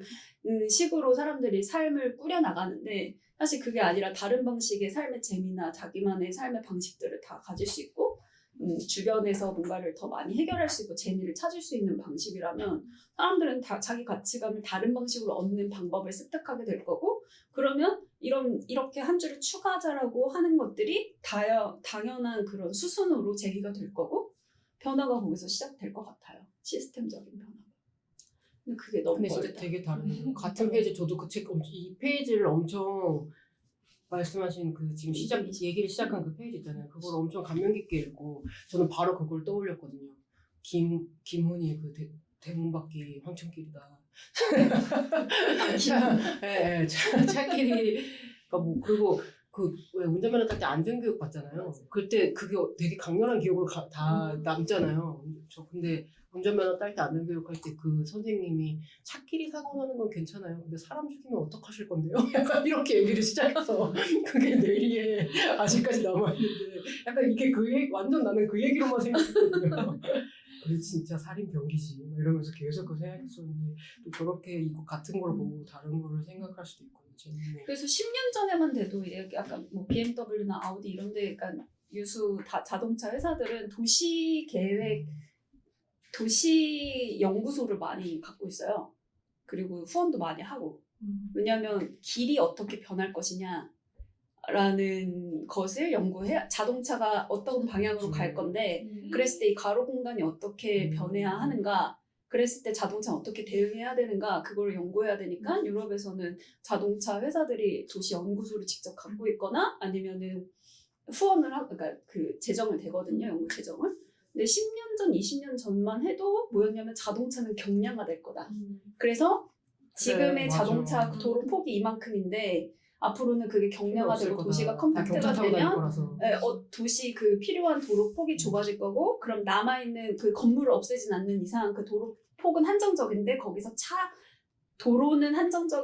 도로 폭은 제한되어 있고 정해져 있고 거기서 차도 폭이 좁아질 수 있다면 나머지 땅들은 어떻게 이용을 해야 하나 이런 것들을 연구했는데 10년이 지나면서 제가 몇 년 전에 읽은 아우디 회장이었나? 그 사람이 읽은 거 보고 너무 웃겼는데 인터뷰를 보고 너무 웃겼던 게 이렇게 큰 차들이 이렇게 대세가 될 줄 몰랐고 대세가 되었고 대세가 될 줄 몰랐고 그다음에 아우디도 대부분 SUV를 팔지만 사람들이 SUV를 타는 것에 대해서 잘 반대한다는 거예요. 왜냐면 너무 안전하지 않잖아요. 시야가 없으니까 그 이 차 보넷 아래에 있는 그 지면에서부터 그 높이가 훨씬 높아지기 때문에 어린애들을 볼 수가 없고, 그러니까 좁은 도로 속도를 내지 않아야 되는 도로로 갈수록 큰 차나 SUV는 더 위험성이 훨씬 배가 되는 거예요. 근데 이렇게까지 사람들이 이걸 선호하게 될 줄 몰랐는데 자기는 이제 이거에 반대한다 이런 인터뷰를 본 적이 있거든요. 그래서 그 10년, 20년 전만 해도 되게 다른 것을 예측했었는데 다른 세상이 될 거라고 어떻게 보면 뭐 예측을 했다기보다 갖고 있는 큰 가설 중에 하나가 대세로 이렇게 될 거라는 큰 가설 중에 하나가 이거였는데 이제 세상은 거꾸로 가는 차는 더 커지고 도로는 더 차에 더 많이 허비가 되고 네. 되게 재밌는 것 같아요. 그러니까 중간에 여기서 잠깐 언급했는데 팬데믹 같은 걸 경험하면서 오히려 사람들은 차를 끌고 더 멀리 나가고 차박하고 차를 제2의 집인 마냥 막 꾸미고 그 안에 막 이렇게 하고 그러잖아요. 그 차의 자유도라는 게 있잖아요. 시간에 맞춰야 되고 항상 그것들이 몇 시에인지 이거 봐야 되고. 그러니까 막 공기를 통해서 감염되는 감염병에 노출됐을 때 우리는 선택할 수 있는 선택지가 걸어다니는 거 아니면 진짜 제일 안전한 게 내 차라고 오히려 생각할 수 있으니까. 이건 참 아이러니하죠. 정말 아이러니한 일이구나. 그래서 어떤 생각도 들었냐면, 그럼 저는 막 소카 같은 거 잘 타거든요. 그러면 이런 개인 차도 그냥 이렇게 시간제로 그냥 이게 굉장히, 저는 따릉이도 잘 타거든요. 근데 따릉이 가까운 거리 갈 때 1, 2km 갈 때 그냥 타요. 근데 그런 것처럼 향후에는 전기차로 바뀌고 이런 전기차를 베이스로 한 공공 그런 사적인 용도의 차들도 공공 서비스를 안에서 좀 저렴한 비용으로 탈 수만 있게 되면 잘 이용이 될 수도 있겠다 이런 생각을. 그게 은평에 가면 셔클이라고 있거든요. 셔클이라고 이제 현대차에서 지금 몇 년 동안 하고 있는 시범 사업이 있어요. 그게 은평하고 다른 세종인가 어디 다른 데하고 두 군데까지는 제가 알고 거기서 더 추가됐는지는 모르겠는데, 그게 여기서 얘기하는 자율주행과 전기차 기술이 이제 더 발전했을 때 그런 어떤 이제 최적 경로를 찾아서 차량을 나홀로 운전이 아니라 더 많은 사람들을 실어가지고 뭐 교통 어떤 결절점에 갖다 놓는, 집결지에 갖다 놓는 이런 식으로 이제 계속 순환하는 어떤 지역 커뮤니티 범위의 교통수다, 마을버스를 하는 거예요. 근데 멤버십 지금은 제가 몇 년 전에 들여다볼 때는 멤버십이었고, 그거를 뭐 한 달에 몇만 원을 내면은 그걸 뭐 80회까지 이용할 수 있고 40회까지 이용할 수 있고 가족에 공유할 수 있고 이런 횟수 제한을 하고 있었고, 그래서 가상의 정류장이 있는 거예요. 그래서 차는 그 은평 한옥마을 쪽 그 은평 아파트 있고 그런데 신도시 가면은 거기에 그 계속 돌아다니고 있거든요. 셔클이라고 이름을 달고. 그래서 우리나라 왜 딱정벌레 같이 생긴 그 마을버스 있잖아요. 초록색 마을버스 같은. 그 정도보다 조금 더 작은 크기라고 해야 되나? 그 정도 딱 크기인데 걔네들이 계속 돌아다녀요. 그래서 앱으로 자기가 여기서 타겠다. 근데 택시하고 버스의 중간인 게, 택시는 내가 원하는 목적지, 내가 타고 싶은 그 자리에서 부르는 거잖아요. 근데 얘는 가상의 정류장이 있어요. 근데 그 정류장을 다 서지 않는 거예요. 그때마다 경로가 다 달라지는 거예요. 1번부터 뭐 10번까지 정류장이 있다고 하면 어떤 턴에서는 1번, 3번, 5번에 섰다가 다시 1번으로 가는 거고, 어떤 턴에서는 2번에서 섰다가 5번에 섰다가 6번에 섰다가 10번에 섰다가 이렇게 죄송합니다. 여기 툭툭 쏘네 지금. 죄송합니다. 그래가지고 계속 달라지는 거예요. 그 달라지는 거는 앱으로 내가 이걸 타겠다, 지금 셔클을 타겠다라고 호출한 사람의 구성이 달라지잖아요. 그러면 이 사람들의 최적 동선을 해서 어디는 서고 어디는 안 서고 이런 식으로 계속 결정을 하면서 다니는 거예요. 인공지능이랑 이런 거예요. 그래서 그 기술을 계속 하고 있더라고요. 그래서 셔틀하고 서클하고 이렇게 합쳐가지고, 그래서 그거 나중에 한번 보셔도 재밌어요. 네, 사례가 돼요. 10분 남았네요. 1시까지죠. 네. 그래서 파주 이렇게 있나 봐요. 어디요? 파주에도 있나 봐요. 파주? 광교 이런 데. 많이 늘어났네요. 그러니까 아주 밀도가 있는 데보다는 약간 이게 듬성듬성 네. 있는데 그래서 쓰기가 좋겠네요. 그리고 만나- 만나는 꼭 필요할 것 같아요. 네, 만난가? 뭐 지역에서 하고 있는 데도 있잖아요. 네. 그러니까 뭔가 그런 대안을 계속 찾고 네. 있는 것 같고. 네. 그게 이제 실현되는데 시간과 이런 것이 걸리는데 그때까지 지구가 기다려주냐? 그런 게 예를 들어서 극단적으로 카톡처럼 사람들한테 진짜 다 일반화되어 있다. 그것을 이용하는 비용이 더 저렴해질 수 있다라고 하면 사실 차 끌고 다닐 이유가 훨씬 많이 없어질 것 같기는 해요.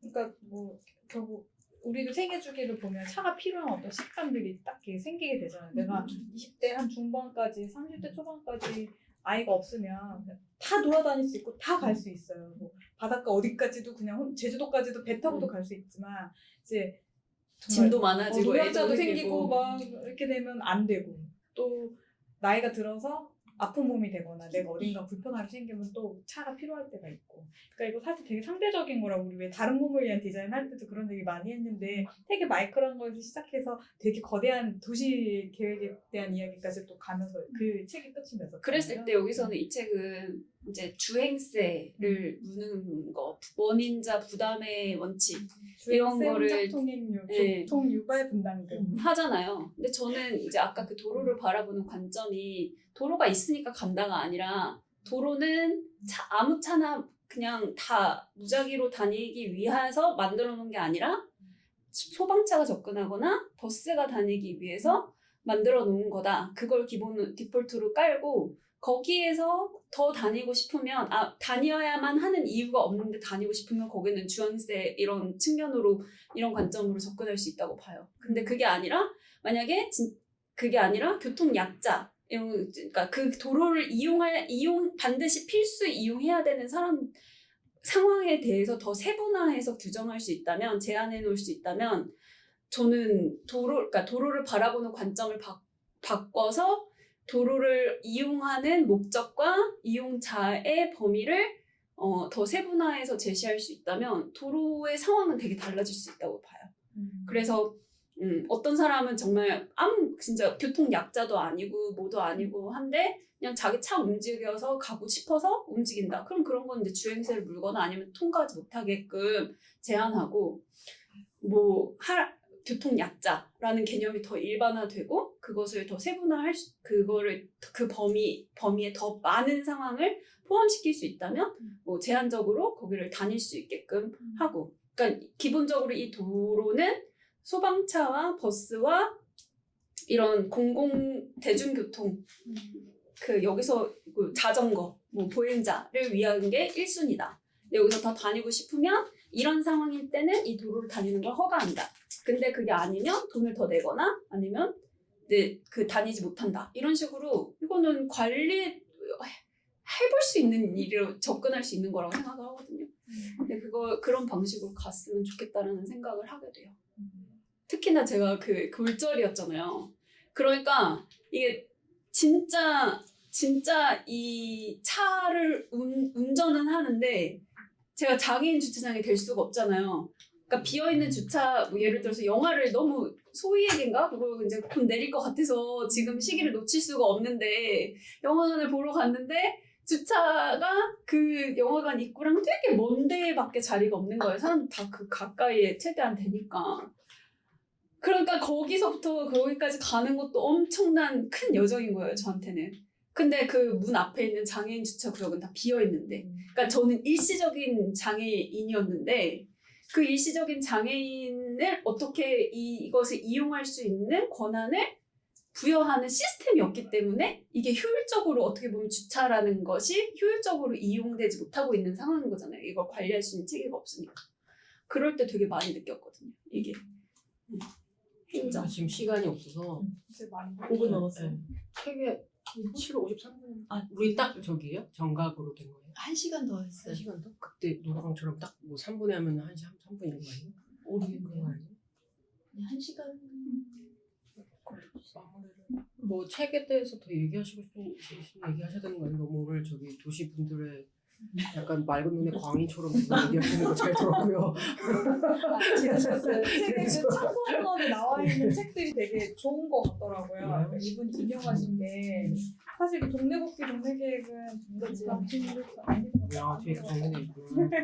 그래서 박해천 새도시 이야기나 그래서 저는 브리노 라투르 이 철학가인데 이런 책들도 그리고 직업의 지리학 그때 아, 네. 예, 대표님 말씀하셨던 이반 일리치 행복은 자전거를 타고 온다는 이 거대 도시 서울 속도를 말할 때 진짜 많이 나오는 언급되는 되게 중요한 책이에요. 이분의 이제 이거를 어떤 읽어보니까 거요? 거대 도시. 그래서 제가 거대 추천하기로는 도시를 이 책을 한번 읽어봐야 읽어보고 되겠다. 이 책을 보면 이게 약간 비어 있었던 많은 부분들이 채워지는 부분이 있고 궁극적으로 이제 뭐 오송교까지 읽어보면 알겠죠. 저는 그 책을 안 읽어봤으니까. 근데 다 읽어볼 의미와 가치가 있다라는 생각이 들어요. 그리고 처음에 이거 한다고 해서 약간 뭘까 했는데 무슨 얘기를 하는 사람인지 어쨌든 그 정체성을 확실히 알게 된 것 같아요. 한국은 자전거를 타고 온다를 항상 떠올리면서 글을 쓰셨다고 하시더라고요. 이분에게 거의 약간 성경 같은 네. 책이었나 봐요. 그래서 그 책 얘기를 하도 많이 하셔가지고 사놔야지 하고 이렇게 넣었다가 아직 안 읽어봤어요. 저는 그 대중교통 활성화를 위해서 버스를 그분이 좋아하는지는 어떤지 모르겠지만 대중교통의 비용은 확 줄이고 뭐 가까운 거리는 아주 저렴하게 하고 그다음에 기름값 어느 올라가고요? 정도 거리는 조금 올라가고 그리고 자동차의 경우에는 자유도가 높아지고 그만큼 비게 되면 얘 퀄리티가 올라가니까 속도나 그런 거에 대해서는 올라가니까 여기 자동차를 살 때 비용을 뭐 좀 더 세금을 뭐 내게 한다든가 아까처럼 그렇게 어떤 차고지증명 같은 것도. 아니면 뭐지 아까 얘기했던 그 지수 있었잖아요. 그러니까 교통 자유도를 자기가 얻는 만큼 이동을 많이 하는 것만큼에 대한 주행성. 그런 거를 좀 집어넣는다든지 해가지고 그런 방법을 하고 세부적으로 또 뭐 약자나 이런 거에 대한 거는 또 그에 맞춰서 그러면 편의를 봐준다든지 그런 방식으로 하면 어떨까 이런 생각도 해봤어요. 궁극적으로 이분도 끝에 가면은 결과 옆면이 이렇게 생겼나? 예. 그래서 결과적으로 이제 도시의 균형 발전이 필요하고 국토의 균형 발전이 필요하다는 이렇게 논의로까지도 가요. 그러니까 그걸 사실 장기적인 플랜으로 가야 되는데 작은 어떤 거 하나하나 바꿔서 될 일은 아니라는 걸 이분도 아는 것 같아요. 그러니까 산업의 변화도 있어야 되고 소비자들의 인식이 그러니까 교통을 이용한 사람들의 인식이 변화도 있어야 되고 그래서 인식이 변화하기 위해서 어떤 철학적인 개념도 가져와서 노화도 있고 죽음도 있고 이것까지 얘기를 굳이 해줘야지 네가 알아듣겠냐 이런 표현인 거예요. 내가 너 죽는다는 것까지 얘기해줘야지 내가 이제 차를 그만 탈래. 행사, 호소. 그러니까 그런 경각심을 일깨워주는 어떤 측면에서 근데 결과적으로는 이제 행정과 정치가들과 진짜 많은 게 변해야 되겠죠. 근데 그 성공에 서서 막 화살을 맞으면서 얘기하고 계신 분이 아닌가 좀 극단적으로 가지만 그래서 이분의 그 다음 책도 좀 관심 있게 보면 좋겠다는 생각을 좀 하게 됩니다. 또 뭐 쓰고 계신데요? 오송력 쓰고 나서 또 뭔가 쓰시겠죠? 제가 생각할 때는 멈추실 분은 아닐 것 같아요.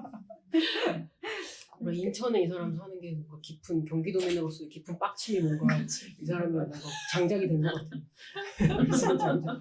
뭔지 알 것 같아. 확장도시 인천 그 책에도 챕터 네. 하나 있는데 빡침이.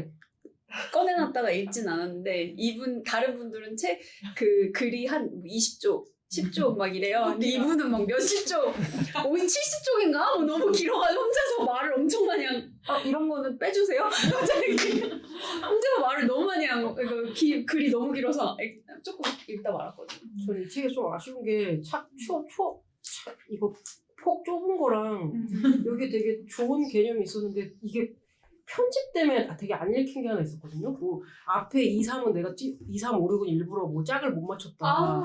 그거 다이어그램으로 그려보면 되게 정리가 잘 되더라고요. 그러니까 이 사람이 더 많은 사람 더 빠르게 더 저렴하게 현재에 가까운 시점 이거에서 적절한 물량 현재에서 미래까지 탄소 배출 0 에너지 소비를 줄여 이건데 일부러 이거 짝을 안 맞게 더 맞아. 빠르게랑 이해가 안 더 갔어요, 저렴하게를 삭제시킨 거예요. 근데 이거를 뭔가 한 장에 다이어그램 같은 게 있으면 좋은데 한참 몇 장 뒤에 내가 2, 3, 5, 6은 일부러 짝을 안 맞겠다고 뭔 얘기하는 거야? 이게 아직 이해 못했어요 저는. 그래서 이걸 한번 그려보시면 되게 그래서 이게 이 책이 조금만 이거 넓었어도 아니 내가 이 부분을 봤으면 좋았겠다 약간 그게 너무 아쉬웠어요. 이 판형이 전 너무 별로. 그러니까 어쨌든 근데 이 사람도 그 기본적으로 자본주의 반대예요. 더 빠르게 더 저렴하게는 없어요. 근데 사실은 우리 사회가 막 이렇게 궁극적으로 욕망을 따라가고 있는 그거에, 그러니까 여기 그런 얘기 나오더라고요. 브레이크를 잡을 수 없는 사회는 이거 문제가 있다. 속도를 명으로 바로 잡을 수 없는. 맞아요. 지금 근데 우리가 연속적으로 있는 책들이 다 그런 자본주의와 속도와 효율과 그런 것들을 생각하다가 소외되는 것들에 대한 책을 계속 읽고 있는 것 같아요. 저희 그럼 다음 책이랑 이런 것도 정해야 되는데. 아까 둔촌주공 그거